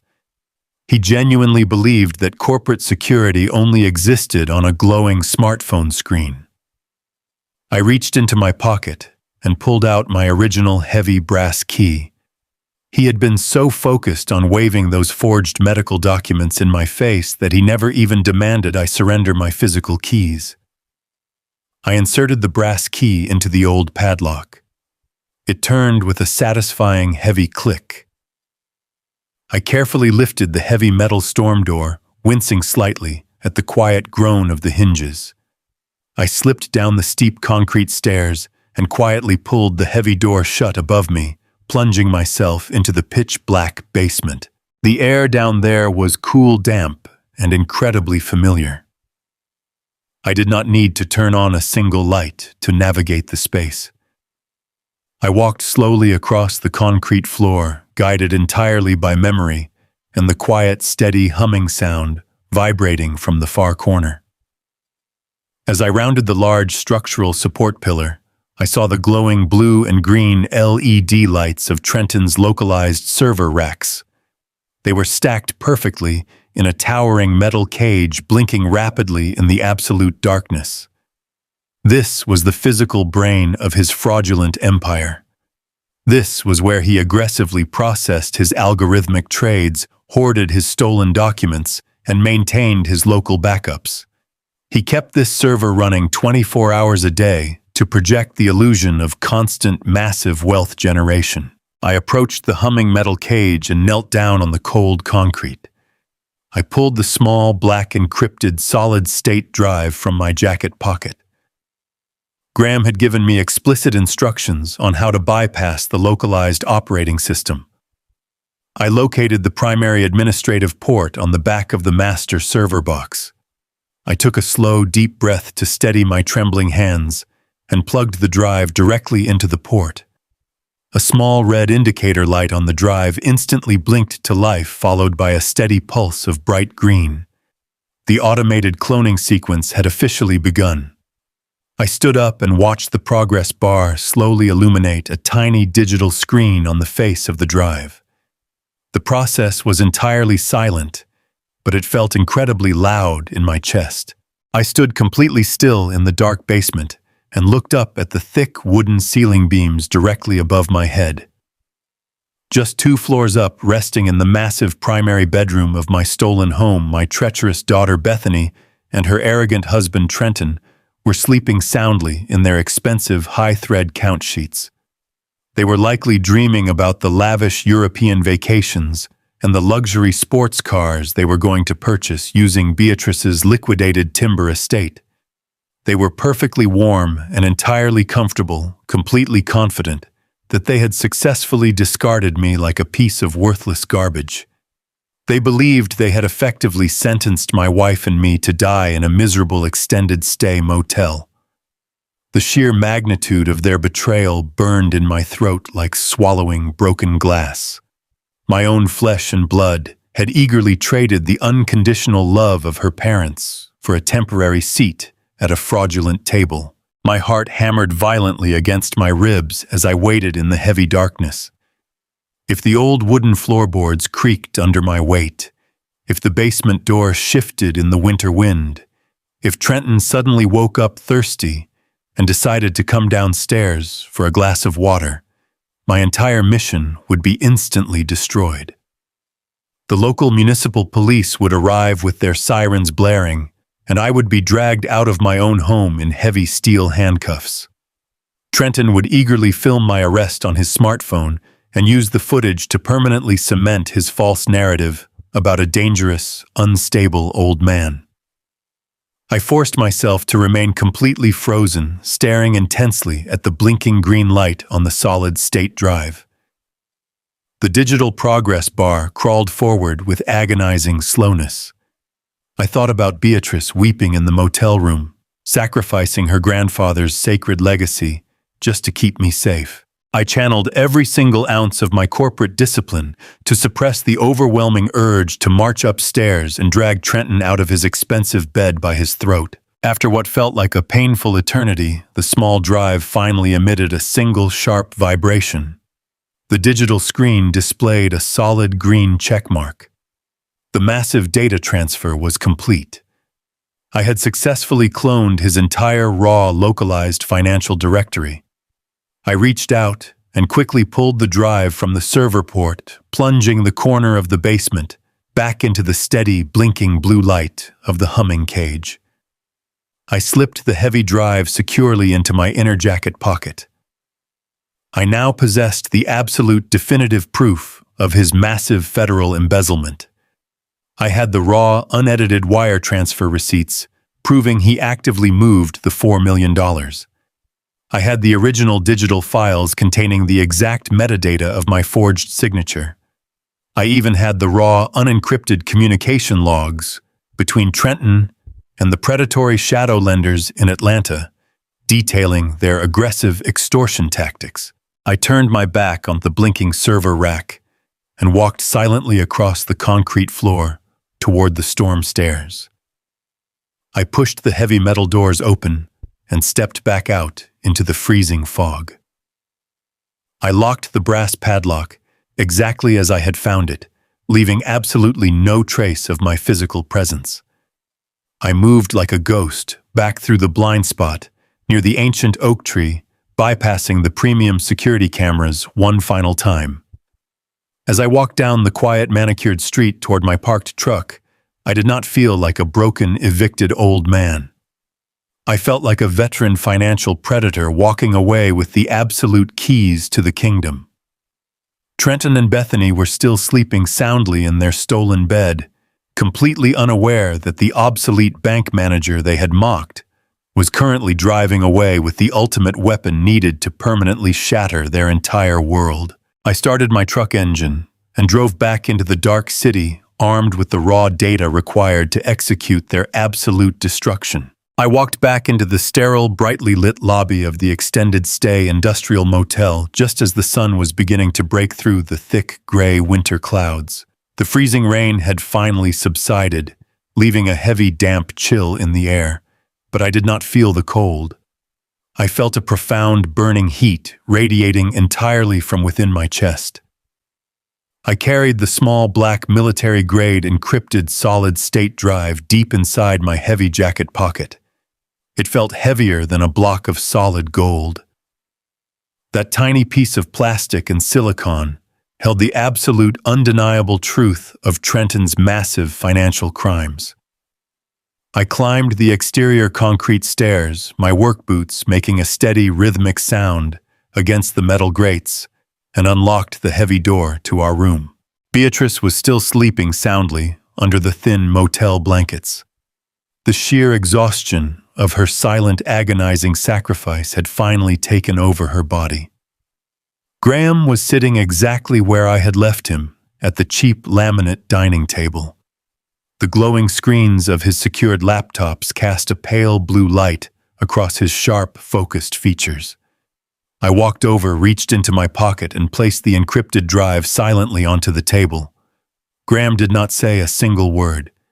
He simply nodded, picked up the drive, and plugged it directly into his primary terminal. For the next 4 hours, we sat shoulder to shoulder in absolute silence, as Graham meticulously decrypted the raw, unedited data I had successfully pulled from Trenton's localized server racks. What we found on that drive was not just a smoking gun. It was an entire arsenal of undeniable corporate treason. Trenton had been incredibly arrogant, but he was also incredibly sloppy. He genuinely believed that his offshore proxies and dummy corporations would keep his digital hands clean, but he had committed the ultimate sin of the modern white-collar criminal. He kept the original unencrypted receipts on his own local network. Graham pulled up the exact digital wire transfers, proving that Trenton had personally and actively funneled the $4 million from Beatrice's liquidated timber estate directly into his own private offshore shell companies in the Cayman Islands. We found the original PDF files containing my forged signature, complete with the raw metadata, proving that the documents were created and modified on Trenton's personal computer. We found his desperate, panicked emails to the predatory shadow lenders in Atlanta, actively negotiating the terms of his illegal commercial bridging loan. The evidence was completely flawless. It was absolute concrete proof of massive federal wire fraud, aggravated identity theft, and severe financial elder abuse. I looked at Graham and told him that it was time to hire a local legal team. I wanted to march into the county courthouse the very next morning, file a massive civil lawsuit, and aggressively sue Trenton for every single penny he had stolen from my wife. I wanted to drag him into a public courtroom and force him to explain exactly how he had manipulated a 64-year-old black woman into liquidating her sacred generational wealth. But Graham shook his head. He leaned back in his cheap plastic chair, crossed his arms over his chest, and looked at me with the cold, absolute clarity of a man who has spent decades dismantling corporate empires. He told me that filing a standard civil lawsuit was exactly what Trenton wanted us to do. Graham explained the brutal, unforgiving reality of the American civil justice system. He told me that a civil lawsuit is a game of financial attrition, and right now, Trenton was holding all the cards. If we filed a civil claim in a local municipal court, Trenton would immediately use the $4 million he stole from Beatrice to hire the most aggressive, ruthless corporate defense attorneys in the state of South Carolina. He would use our own stolen money to completely destroy us. His lawyers would tie the case up in complex procedural motions for years. They would demand endless discovery phases, forcing Beatrice to sit through agonizing, humiliating depositions, where they would aggressively use those forged psychiatric evaluations to paint her as a confused, hysterical woman suffering from severe dementia. Graham looked at me with deep, solemn eyes and explained that Trenton would intentionally drag the civil litigation out for a decade. He would bleed our emergency savings completely dry. He would wait for the sheer stress of the legal battle to break our spirits, or worse, wait for our aging bodies to finally give out. Trenton knew that if he could just stall the civil courts long enough, he would eventually win by default. I sat back in my chair, feeling a cold, sickening realization wash over me. My 40 years in the commercial banking sector had taught me how to manage wealth, but Graham understood exactly how predators used the law as a physical weapon. I asked him what other choice we had. If we could not sue him in civil court, how were we supposed to get our home back and punish the man who had destroyed our family? Graham smiled. It was not a warm or comforting smile. It was the terrifying, predatory smile of a master architect preparing to detonate a perfectly constructed building.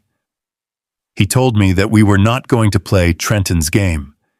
We were not going to beg a local judge for permission to reclaim our own property.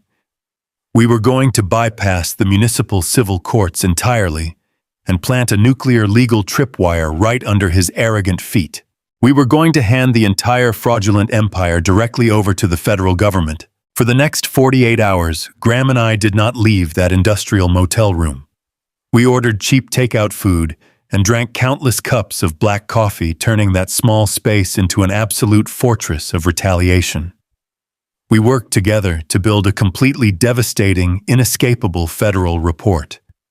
I used my 40 years of commercial banking expertise to perfectly map out the exact mechanics of Trenton's illegal bridging loan. I created a flawless, easy-to-read financial flowchart that traced every single stolen dollar from Beatrice's liquidated timber estate through the offshore shell companies and directly into the primary escrow account Trenton was using to fund his massive $50 million commercial real estate development in downtown Charleston. Graham used his top-tier legal credentials to draft an ironclad, highly aggressive federal prosecution brief. He packaged the raw, decrypted server data, the forged signatures, the extortion emails, and my detailed financial flowcharts into a massive, undeniable portfolio of absolute corporate treason. But the most brilliant, devastating part of Graham's entire legal strategy was incredibly simple. It relied entirely on Trenton's own staggering arrogance and his insatiable greed. While Graham was analyzing the corporate charters for Trenton's dummy corporations, he discovered a fatal, completely catastrophic error. When Trenton set up the primary holding company to manage the stolen $4 million and secure his massive commercial real estate project, he was too cheap and too arrogant to rent a legitimate commercial office space. He did not want to leave a paper trail with a commercial landlord. So he registered the primary physical address of his fraudulent holding company directly to the property he had just stolen. Trenton had legally registered his massive illegal international money laundering operation to my 5,000 square foot custom brick home. Graham looked at the glowing screen and actually laughed out loud. He told me that Trenton had just handed us the absolute key to his total destruction. By using our family estate as the official corporate headquarters for his stolen millions, he had legally tied the physical property directly to his federal crimes. On Tuesday morning, exactly 1 week after Beatrice had been thrown out into the freezing rain, Graham officially executed the strike. He did not file a single piece of paper in the state of South Carolina.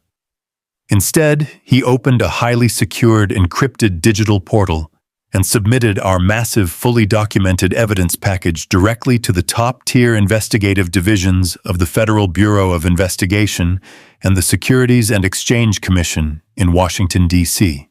The response was absolutely unprecedented in its speed and its ferocity. When you tell local police about a stolen house, they call it a civil family dispute. But when you hand the Securities and Exchange Commission irrefutable, hard-coded digital proof that an investment broker is actively using $4 million of stolen laundered money to fraudulently secure $50 million from international commercial real estate investors, the federal government does not hesitate. They move with the overwhelming, crushing force of a tidal wave. Within 24 hours of Graham submitting the encrypted package, the federal authorities quietly and ruthlessly validated every single piece of our evidence. They verified the forged signatures. They traced the offshore IP addresses. They confirmed the illegal bridging loan. And because the evidence was absolutely undeniable, the federal government instantly triggered a massive multi-agency criminal investigation into Trenton Sterling. But Graham's nuclear tripwire was designed to cause immediate catastrophic damage long before Trenton was ever placed in physical handcuffs. Because Trenton had officially registered his fraudulent holding company to my home address, the Federal Bureau of Investigation immediately reclassified my beautiful 5,000-square-foot brick house. It was no longer recognized as a private residential property. The federal government officially designated my home as an active, highly restricted corporate crime scene and a primary instrument of international wire fraud. Acting on Graham's perfectly timed legal motions, the federal prosecuting attorneys moved swiftly. They approached a federal judge and requested an immediate absolute freeze on all physical assets tied to Trenton's holding company. The judge took one look at our mountain of evidence and completely agreed. Without Trenton ever knowing it, a formal, irrevocable federal lis pendens was slammed directly onto the property deed of my home. A lis pendens is a formal, highly public notice of pending legal action that is permanently attached to a property's title. In the world of commercial real estate and banking, a federal lis pendens is the absolute kiss of death. It instantly and completely vaporizes a property's entire financial value. It means that the title is legally toxic. By slamming that federal tripwire onto the deed, we completely paralyzed Trenton's entire existence. He was sitting comfortably on the leather sofa in my living room, completely unaware that he could no longer legally sell the house. He could no longer take out a second mortgage on the property. He could not transfer the deed, and he absolutely could not use the home as collateral for any future business loans. The physical house still stood behind its wrought iron gates, but financially it had been reduced to absolute ash. But the true genius of Graham's strategy went far beyond simply freezing the house. The federal lis pendens created a massive, catastrophic chain reaction that was about to completely obliterate Trenton's $50 million real estate development. Trenton had aggressively leveraged his entire fraudulent empire on the illusion of stability. He had convinced a consortium of wealthy, powerful international investors that he was a brilliant developer backed by solid, tangible assets. But in the world of high-stakes commercial finance, massive international lenders use automated digital monitoring systems to constantly verify the legal standing of their partner's collateral. Graham sat back in his chair, closed his laptops, and looked at me with a deep, profound satisfaction. He explained exactly what was going to happen next. Within the next 48 hours, the automated banking algorithms used by Trenton's international investors would detect the massive federal lease pendants attached to his primary corporate address. The investors' compliance officers would instantly realize that Trenton's foundational $4 million equity was tied directly to an active, massive federal wire fraud investigation. Those wealthy international investors would panic. They would absolutely refuse to be indicted by the United States government for aiding and abetting an international money laundering syndicate. They would instantly and aggressively pull every single dime of their $50 million funding from the downtown Charleston development project. Trenton was about to wake up and discover that his massive, arrogant corporate empire was entirely gone. His offshore accounts were being actively monitored by the FBI. His massive real estate project was about to financially collapse. And the stolen luxury house he was sleeping in was legally paralyzed and surrounded by invisible federal tripwires. I looked over at Beatrice. She was sitting by the motel window watching the morning traffic roll past the industrial shipping yards. For the first time in 6 months, her shoulders were completely relaxed. The crushing, terrifying burden of Trenton's blackmail scheme had been permanently lifted from her soul. She no longer had to fear the local police, and she no longer had to worry about me being sent to a federal penitentiary. Graham and I had taken the exact weapon Trenton tried to use against us, and we had driven it straight through the heart of his fraudulent life. We did not need to wait 10 years for a civil court judge to grant us permission to live in peace. We had used the absolute crushing weight of the federal government to execute our justice. Trenton and Bethany had betrayed their own blood for money. They had traded a mother's unconditional love for a fleeting taste of high society power. But they had drastically underestimated the quiet, methodical wrath of a veteran bank manager and a ruthless defense attorney. The silent war was over, and the explosive, utterly devastating consequences were entirely out of our hands. We simply had to sit back, drink our cheap motel coffee, and watch the arrogant boy who stole our home drown in the massive, inescapable federal flood he had brought entirely upon himself. The climax of Trenton and Bethany's delusion arrived exactly 2 weeks after they threw my wife out into the freezing rain. They had decided to host a massive, lavish black tie charity gala. The event was held at one of the most exclusive, historically elite country clubs in all of Charleston. The entire purpose of this extravagant night was to publicly celebrate the official launch of their $50 million commercial real estate development. Trenton wanted to stand on a brightly lit stage and present himself as a visionary corporate titan to the wealthiest elites in the city. He wanted to shake hands with powerful politicians, clink expensive champagne glasses with international investors, and bask in the glow of unearned prestige. He was throwing a massive party to celebrate a fraudulent empire built entirely on the stolen blood and sweat of Beatrice's grandfather. Graham and I rode together in the back of a black town car. The evening air in Charleston was crisp and cool. The ancient oak trees dripping with Spanish moss lined the long, winding driveway leading up to the country club. I looked out the window at the glowing amber lights of the massive estate. For 40 years, I had worked double shifts and swallowed my pride in corporate boardrooms so that my daughter could belong in places exactly like this. I had sacrificed my own peace of mind so that Bethany would never feel the bitter sting of poverty. I had wanted her to walk through the front doors of elite establishments, knowing she had a bulletproof foundation beneath her feet. Now I was driving up to this very club to tear her entire world apart. The profound sorrow of that realization had completely burned away, leaving absolutely nothing but cold, hardened resolve. I was no longer a grieving father. I was a man executing a flawless, tactical demolition. Beside me, Graham sat perfectly still. He was wearing a meticulously tailored midnight blue suit. He looked like a 68-year-old gladiator going into the arena. He held his heavy leather briefcase resting on his knees. That briefcase contained the raw, unedited server data, the forged commercial loan documents, and the undeniable proof of Trenton's massive offshore embezzlement. It was the physical manifestation of federal justice. Graham looked over at me and gave a single firm nod.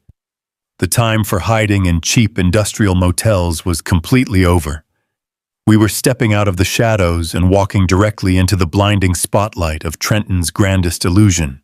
Our car pulled up to the massive front entrance of the country club. The circular driveway was completely packed with luxury vehicles. Valet attendants in crisp white shirts were frantically rushing back and forth, opening doors for men in expensive tuxedos and women in sparkling evening gowns. The sheer display of excessive wealth was staggering. Trenton had spared absolutely no expense. He was using the stolen $4 million to buy his way into a society that would have never accepted him otherwise. The town car came to a smooth stop. I did not wait for a valet to open my door. I pushed it open myself and stepped out onto the pristine brick driveway. Graham stepped out right behind me. A young valet attendant rushed forward holding out a numbered ticket, assuming we were just two more wealthy guests arriving late to the celebration. I looked right through the young man and kept walking. Graham and I did not pause. We walked straight past the valet stand, straight past the bewildered reception staff holding clipboards at the front entrance, and moved directly toward the grand ballroom. We completely ignored the velvet ropes and the polite requests to check our coats. We marched with the heavy, undeniable gravity of men who owned the very ground we were walking on. The heavy double doors to the grand ballroom were propped wide open. The immense space was a dazzling sea of crystal chandeliers, towering floral arrangements, and flowing silk drapery. A live jazz band was playing a smooth, upbeat melody in the corner. The room was absolutely packed with hundreds of the most influential people in Charleston. There were wealthy real estate investors, local city council members, and high society elites laughing and sipping premium champagne. Waiters carrying silver trays of expensive appetizers circulated through the crowd. The air was thick with the scent of expensive perfume and the intoxicating hum of massive corporate wealth. It was a perfect, flawless portrait of high society success. I stood at the entrance of the ballroom and let my eyes sweep across the massive crowd. It did not take me long to find the architects of my wife's suffering. Trenton and Bethany were holding court right in the center of the room. They were standing beneath the largest crystal chandelier, completely surrounded by a tight circle of fawning politicians and wealthy investors. Trenton was wearing a custom-tailored tuxedo that probably cost more than my first car. He was holding a crystal flute of champagne, throwing his head back and laughing loudly at something an older investor had just said. He looked incredibly proud, completely inflated by his own manufactured importance. He was soaking up the admiration of men who truly believed he was a brilliant young real estate visionary. Standing right beside him, gripping his arm with an air of absolute entitlement, was my daughter. Bethany was wearing a stunning floor-length designer gown covered in intricate beadwork. Diamonds sparkled around her neck and wrists. She was smiling a bright, practiced smile, playing the role of the perfect, supportive, high-society wife. I looked at the diamonds on her skin and felt a wave of absolute disgust. I knew exactly how those diamonds had been purchased. They were bought with the liquidated timber estate of a black man who had survived the Jim Crow South. They were bought with the tears of her own mother shivering in the freezing rain. Bethany was parading around a charity gala displaying wealth that was entirely generated by catastrophic family treason. Graham adjusted the cuffs of his tailored suit and looked at me. I gave him a slow, deliberate nod. We stepped forward, leaving the entryway and walking completely into the blinding light of the grand ballroom. We did not try to blend in. We did not grab a drink or politely mingle with the crowd. We walked with a slow, measured, heavy rhythm directly toward the center of the room. Our posture was rigid, our expressions completely devoid of any warmth. We moved through that packed ballroom like two massive icebergs drifting into a warm harbor. When you carry the absolute truth, it alters the very atmosphere around you. People began to notice us. The wealthy elites closest to the entrance turned their heads, their polite smiles faltering as they saw two older black men marching through the crowd with faces carved out of solid stone. We did not belong to their country club, and we clearly were not there to celebrate. The crowd instinctively began to part for us. A quiet, confusing murmur rippled through the guests. The sound of clinking glasses began to slow down. The smooth, upbeat melody of the live jazz band wavered. The trumpet player noticed the sudden shift in the room's energy and missed a note. The music awkwardly faltered and then died out completely, leaving an unnatural, heavy silence spreading across the massive ballroom. It felt as if the temperature in the room had suddenly dropped 10 degrees. The joyous, celebratory atmosphere evaporated, replaced by a cold, suffocating tension. Hundreds of pairs of eyes turned to watch, as Graham and I methodically cut a straight path through the sea of expensive gowns and tailored tuxedos. We were walking directly toward the massive crystal chandelier. We were walking directly toward the thieves. The sudden, heavy silence in the ballroom finally caught Trenton's attention. He stopped laughing. He lowered his crystal champagne flute and turned around to see why the music had stopped. His arrogant smile froze instantly. Bethany turned her head a second later. She saw me walking through the parted crowd, dressed in a sharp black suit accompanied by her towering, ruthless Uncle Graham. I watched the color completely drain from Trenton's face.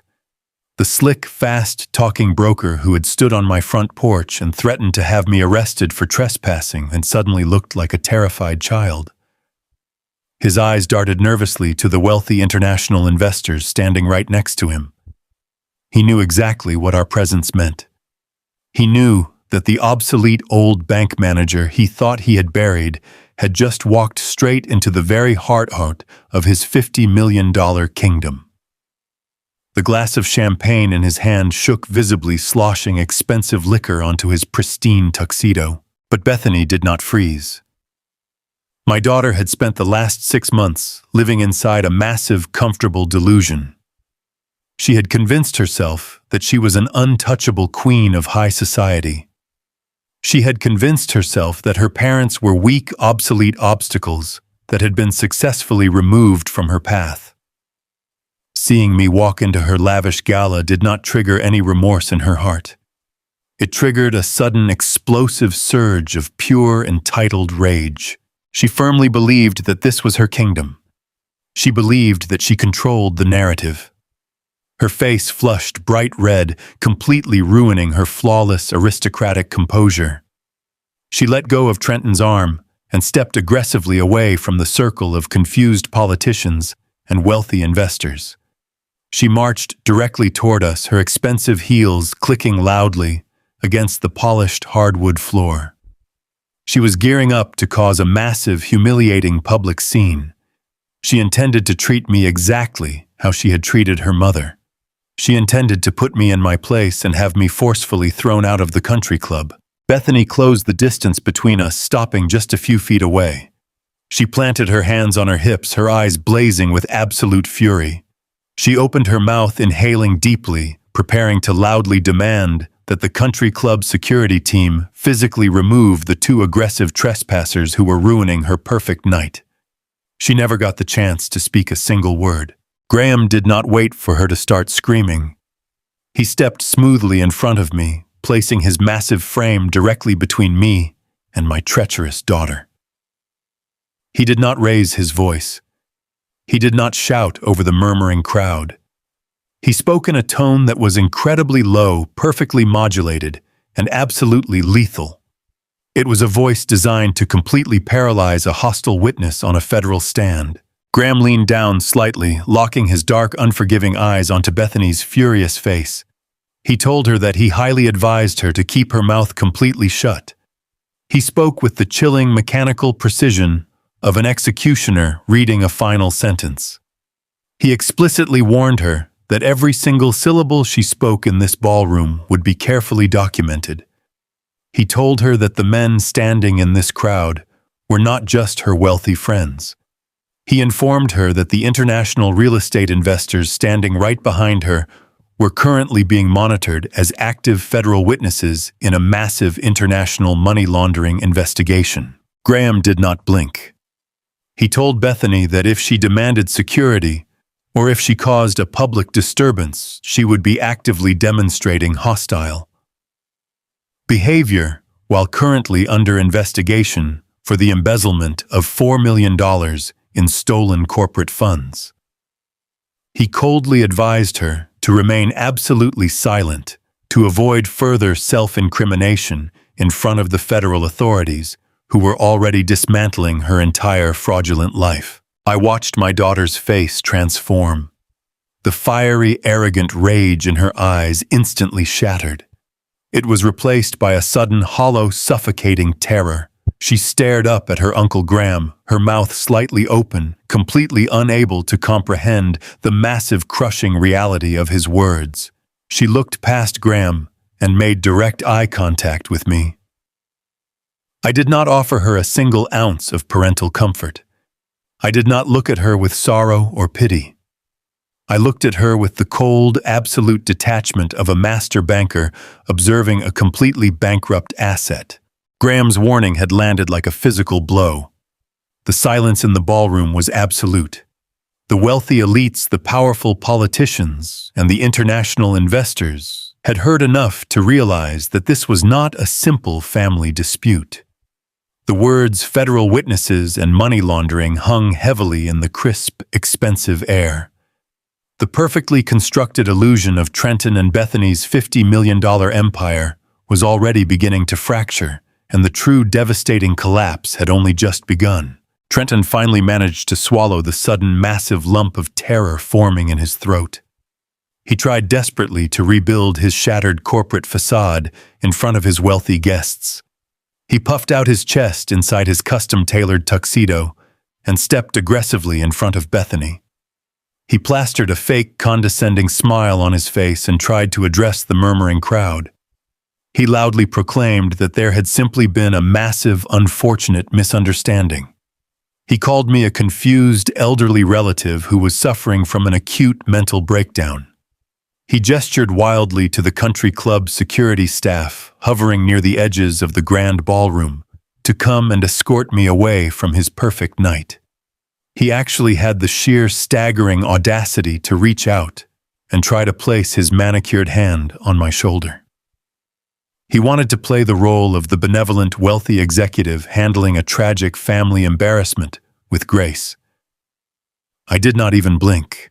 I looked at his hand reaching toward me, and I swatted it away with the heavy, forceful strike of a man who had worked decades of manual labor before ever climbing the corporate ladder. I told him in a voice that carried clearly across the entire silent ballroom to never lay a single finger on me again. I did not stop walking. I completely bypassed the arrogant boy. I treated him exactly like a minor piece of trash blocking my path to the real power in the room. Graham and I moved with absolute flawless synchronization. We walked straight past Trenton and marched directly toward the primary VIP table, situated at the very front of the ballroom. This was the massive table covered in crisp white linen and adorned with towering, expensive floral centerpieces. Sitting around this table were the extremely wealthy international investors. These were the powerful men who were supposedly backing Trenton and his massive $50 million commercial real estate development. They were older men wearing expensive European suits and holding crystal glasses filled with vintage champagne. Their faces were tense with deep confusion and growing alarm. They had absolutely no idea what was unfolding right in front of their eyes. They thought they were attending a beautiful charity celebration for their brilliant young corporate partner. They did not realize they were sitting at ground zero of a massive federal crime scene. I stopped directly in front of the primary international investor. He was a wealthy developer from London who had flown in specifically for this gala. I did not introduce myself. I did not offer my hand to shake. Graham simply opened his heavy leather briefcase. He reached inside and pulled out a thick, heavy stack of certified federal documents. He slammed the documents directly onto the pristine white linen tablecloth. The heavy thud of the paper hitting the table echoed loudly through the silent, breathless ballroom. I looked directly into the eyes of the lead international investor. I spoke in a voice that was incredibly calm, incredibly loud, and absolutely devastating. I announced to the entire silent ballroom exactly what they were actually celebrating tonight. I told them that the $50 million commercial real estate development they were heavily funding was built on a foundation of absolute lies. I declared that their brilliant managing director, Trenton Sterling, possessed absolutely zero legitimate capital. I pointed to the certified documents resting on the white tablecloth. I told the investors that they were looking at official federal indictments and active freeze notices issued directly by the Securities and Exchange Commission and the Federal Bureau of Investigation. I announced that Trenton had actively forged my personal signature to secure a highly illegal commercial bridging loan. I told the crowd that the foundational $4 million anchoring their massive project was stolen directly from my elderly wife. I explained exactly how Trenton and my own flesh and blood daughter had fabricated vicious medical records, declaring a brilliant black woman legally incompetent just to steal her generational family trust. I watched the faces of the wealthy investors turn completely pale. The color drained entirely from their cheeks as the reality of my words settled heavily into their minds. They realized with absolute horror that their pristine corporate reputations were currently tied to massive federal wire fraud, aggravated identity theft, and the severe financial abuse of a defenseless elderly woman. Trenton spun around in absolute panic. His face was twisted into a mask of pure, desperate fury. He shouted across the room that I was completely lying. He screamed that he had perfectly clean, legitimate capital backing his development. He claimed he had just secured a final $10 million bridging loan from a highly exclusive private equity firm based in Washington. He thought he was proving his innocence. He thought he was demonstrating his vast financial resources to his panicked investors. He thought he was saving his $50 million empire. But Graham simply smiled. It was the cold, lethal smile of an apex predator closing its jaws around its struggling prey. Graham looked at Trenton and delivered the absolute fatal twist. Graham told Trenton that the highly exclusive private equity firm he had been desperately communicating with for the past 2 weeks did not actually exist. Graham had personally orchestrated a massive, flawless legal sting operation. Graham knew that Trenton was severely over-leveraged and bleeding cash rapidly. He knew Trenton was desperately searching for shadow lenders to keep his $50 million project afloat after the federal Les Pendens froze his stolen house.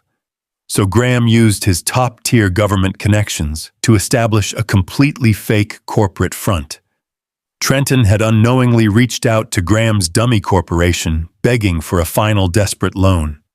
And to prove his collateral, Trenton had actively sent over his complete unedited financial records. Graham announced to the entire horrified ballroom that Trenton had literally wired the stolen $4 million and a complete documented written confession directly into a federally monitored bank account controlled entirely by the United States government. Trenton had willingly handed the federal authorities the exact smoking gun they needed to lock him in a federal penitentiary for the rest of his natural life. The heavy silence in the grand ballroom was completely shattered. The international investors did not hesitate for a single second. Men who manage massive corporate portfolios possess an incredible instinct for survival. They know that when the federal government actively monitors an offshore wire fraud operation, you must amputate the infected limb immediately. The lead investor dropped his crystal champagne flute.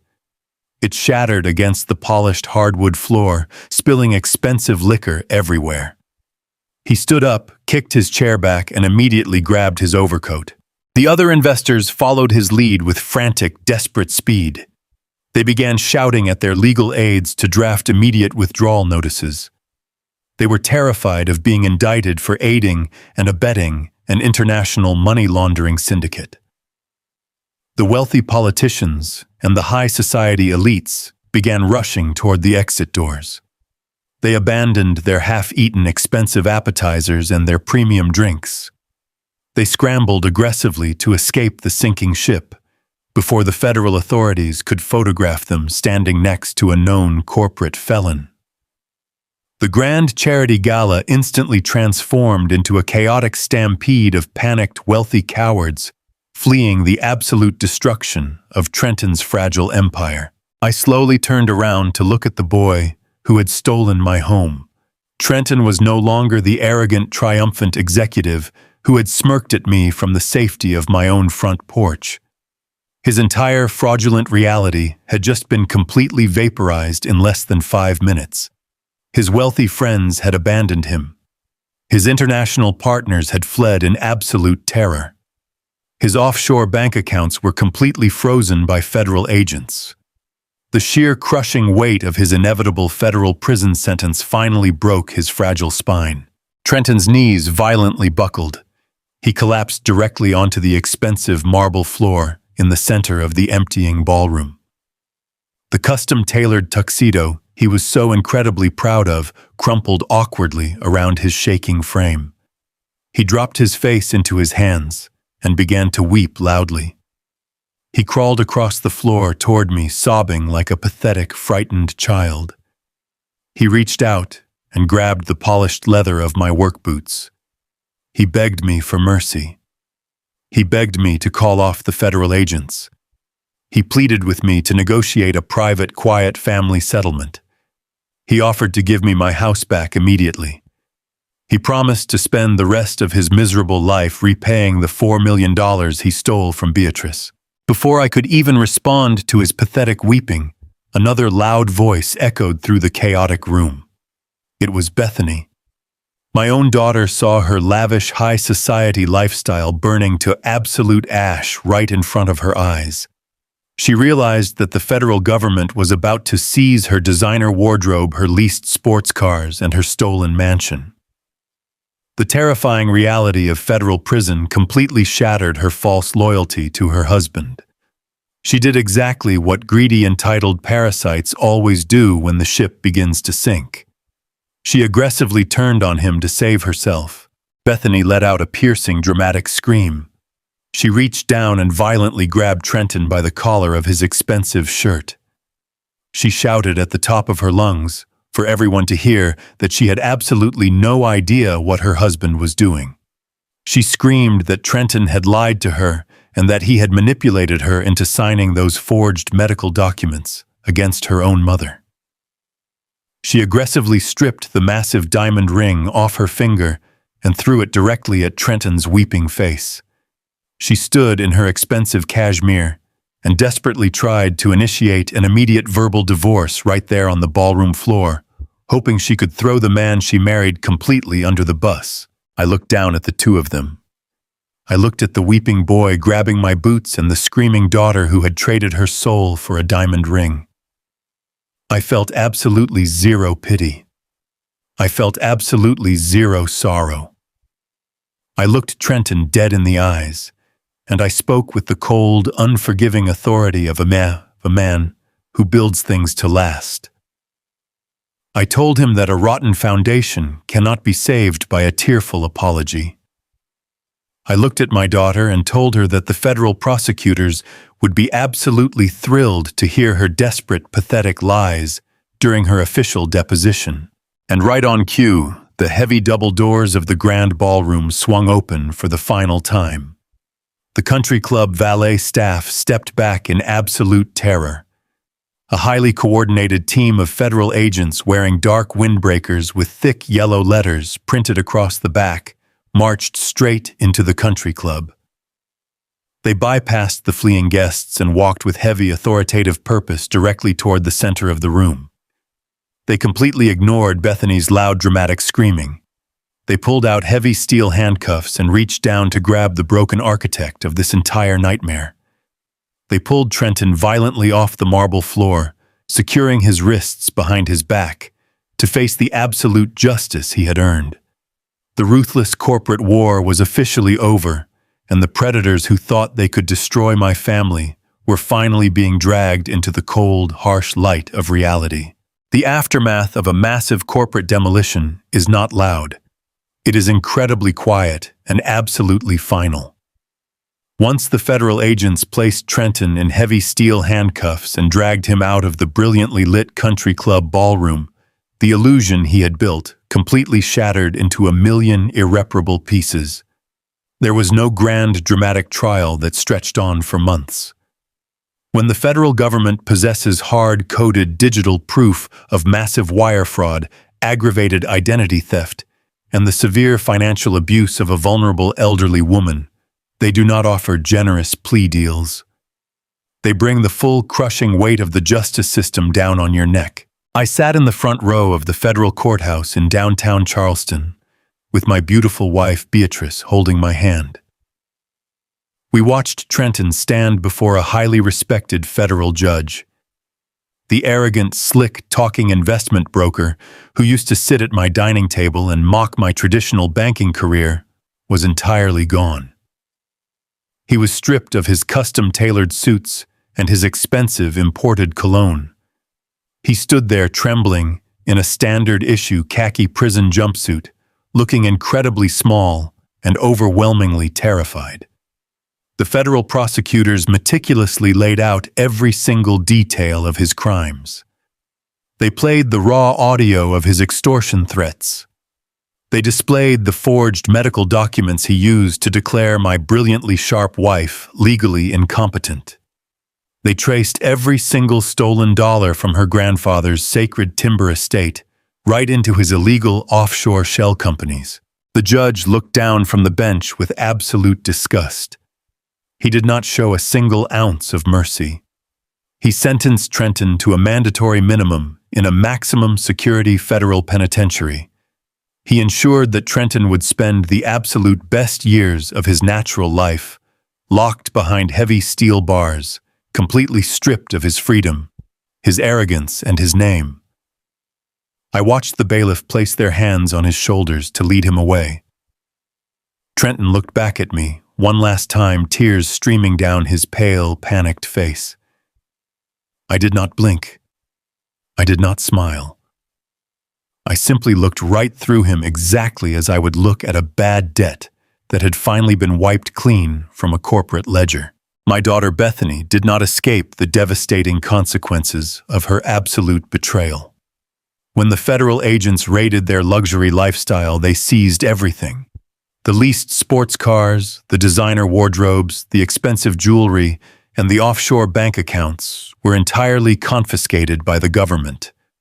Bethany tried desperately to play the role of the innocent, manipulated victim. She tried to convince the federal prosecutors and the local high society elites that she had absolutely no idea her husband was stealing millions of dollars from her own mother. But nobody believed a single word she said. The federal investigators uncovered a mountain of digital text messages proving she was fully aware of the forged psychiatric evaluations. They proved she actively participated in locking her own mother out into the freezing rain. Bethany avoided federal prison by aggressively testifying against Trenton, but she could not avoid the absolute social and financial ruin she had earned. She was instantly and permanently blacklisted from every single elite social circle in the state of South Carolina. The wealthy friends she had desperately tried to impress completely abandoned her overnight.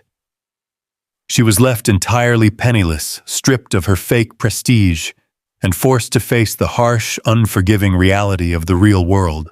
I heard through community acquaintances that she was forced to move into a tiny, run-down apartment on the outskirts of the city.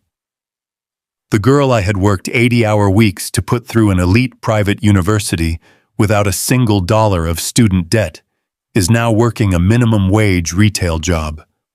She spends her days standing on her feet, folding cheap clothes and ringing up customers struggling just to afford her basic groceries. She traded the unconditional, fiercely protective love of her parents for a temporary illusion of wealth, and now she has absolutely nothing. She has never called me to apologize, and I have never reached out to her. The absolute boundary has been drawn. She made her choice, and now she must live inside the consequences of her own actions for the rest of her life. With the predators permanently removed from the board, Beatrice and I began the deep, quiet work of reclaiming our foundation. My brother-in-law Graham worked flawlessly with the federal prosecutors to lift the massive legal freeze on our assets. Because we had provided the exact digital wire transfer receipts, the federal government was able to successfully trace and completely recover the stolen $4 million. The money was securely extracted from the frozen offshore accounts and legally restored directly into Beatrice's private family trust. The sacred generational wealth her grandfather had built with his own blood and sweat in the Jim Crow South was fully protected. Her agonizing sacrifice had been reversed, and her profound legacy was entirely secure. The day the federal authorities formally released the lis pendens on our property deed, Beatrice and I drove back to our 5,000-square-foot custom brick home. We parked in the center of the driveway. The massive wrought iron security gate was standing wide open waiting for us. We walked up the concrete steps to the covered porch where my wife had once stood, shivering in the freezing rain. I did not use the old brass key. I had already called a premium security firm to come out that very morning. They completely replaced every single deadbolt, every window lock, and every electronic access code on the entire property. When we finally pushed the heavy front doors open and stepped into our foyer, the house felt incredibly cold and contaminated. Trenton and Bethany had filled our beautiful home with their tacky, soulless, modern furniture. They had aggressively tried to erase our 40 years of shared history and replace it with their cheap, arrogant aesthetic. I did not want Beatrice to spend a single night surrounded by their toxic memory. I hired a massive professional moving crew to arrive the very next day. We did not keep a single item they had brought into our sanctuary. We systematically purged the house of their expensive leather sofas, their flashy glass tables, and their oversized televisions. We threw every single piece of their arrogant lifestyle directly into a massive steel dumpster parked in the driveway. We scrubbed the hardwood floors, opened all the large windows to let the fresh southern breeze blow through the rooms, and completely cleansed the home of their lingering presence. Then piece by piece, we began to bring our own lives back into the house. We restored our heavy mahogany dining table, where our family used to gather. We set up the vintage armchairs we had purchased when we first got married. We placed our framed photographs back onto the mantelpieces. We slowly and deliberately rebuilt the deep, enduring warmth of our true home. The peace that finally returned to our household was profound. It was not the fragile, anxious peace of people who are hiding from the world. It was the heavy, absolute security of a man and a woman who know they have survived the ultimate betrayal. We sit on our back patio in the evenings now, watching the sun set over the tall pine trees, drinking warm tea, and simply enjoying the quiet comfort of each other's presence. Beatrice is completely radiant again. Her sharp, brilliant mind is entirely unburdened by the terrifying blackmail scheme that almost broke her spirit. She knows that she is safe. She knows that the man she loves is completely free from the threat of a federal prison. and she knows that she is fiercely protected by a husband who will gladly burn the entire world to the ground to keep her secure.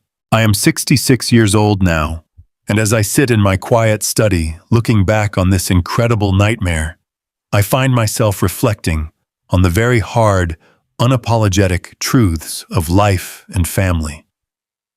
I spent 40 long years putting on a stiff suit and a tie every single morning. I evaluated complex corporate risks. I audited massive commercial businesses. I fought tooth and nail through a corporate banking system that aggressively tried to keep black men like me at the very bottom of the ladder. I absorbed all of that stress, all of that exhaustion, and all of that subtle racism because I believed I was building a bulletproof fortress for my bloodline. I believed that if I just provided enough money, enough security, and enough opportunity, my family would naturally remain loyal and united. But life has a very brutal way of correcting your deepest misconceptions. The hardest lesson I have ever had to learn is that true family is absolutely not determined by blood. Sharing a last name or a genetic lineage does not automatically guarantee loyalty, respect, or love. Blood only gives you a biological connection. It is your actions, your integrity, and your unwavering commitment to one another that actively builds a real family. I raised Bethany. I provided for her. I protected her. But when the opportunity arose for her to claim unearned power and fake prestige, she eagerly threw the woman who gave her life out into the freezing rain. She proved that blood means absolutely nothing when a person's character is fundamentally rotten. On the other hand, look at Graham. Look at my brother-in-law. He dropped his entire life in Washington to fly down to Charleston and fight a massive federal war simply because his sister was in danger. Look at Beatrice, who quietly broke her own heart and liquidated her grandfather's sacred legacy just to keep me out of a federal penitentiary. That is what a real family looks like. It is a bond forged in absolute sacrifice and unbreakable loyalty. I want to speak directly to you right now, especially to the folks who have spent decades working hard to build a life for their loved ones. You spend your prime years breaking your back, saving your pennies, and sacrificing your own dreams just to ensure your children have an easier path. You desperately want to give them the world. But you must understand that trust is an incredibly expensive gift. It is the most valuable asset you possess, and you should never, under any circumstances, hand an expensive gift to cheap people, even if those cheap people happen to share your exact last name. Do not allow the title of son or daughter to blind you to the reality of who a person truly is. If your adult children treat you with disrespect, if they aggressively manipulate your kindness, or if they view you as nothing more than a convenient ATM machine, you must establish an absolute unyielding boundary. You must protect your peace, your assets, and your dignity with the exact same ferocity that you used to build them. Do not let guilt force you into tolerating toxic, parasitic behavior in your own home. You have earned the right to live the rest of your days in total peace, surrounded only by people who truly value your heart and respect your journey. We survived this nightmare because we refused to be victims. We did not scream, we did not panic, and we did not beg for mercy from people who had none to give. We stepped back, analyzed the structural weaknesses of our enemies, and we brought their entire fraudulent foundation crashing down on their heads. We reclaimed our home, we restored our wealth, and we permanently removed the poison from our lives. It was painful, it was devastating, but it was absolutely necessary for our survival. If this story resonated with your heart today, or if you believe that betraying your own family should come with devastating, irreversible consequences, hit that like button to support a father and husband who took his life back. Subscribe to the channel right now so you don't miss the next real-life story I share with you. And before you go, tell me in the comments below, which city and state are you watching this video from? And what time is it there right now? It brings a lot of joy to this old man's heart to know exactly where my words are reaching you today. Stay strong and keep your foundation secure.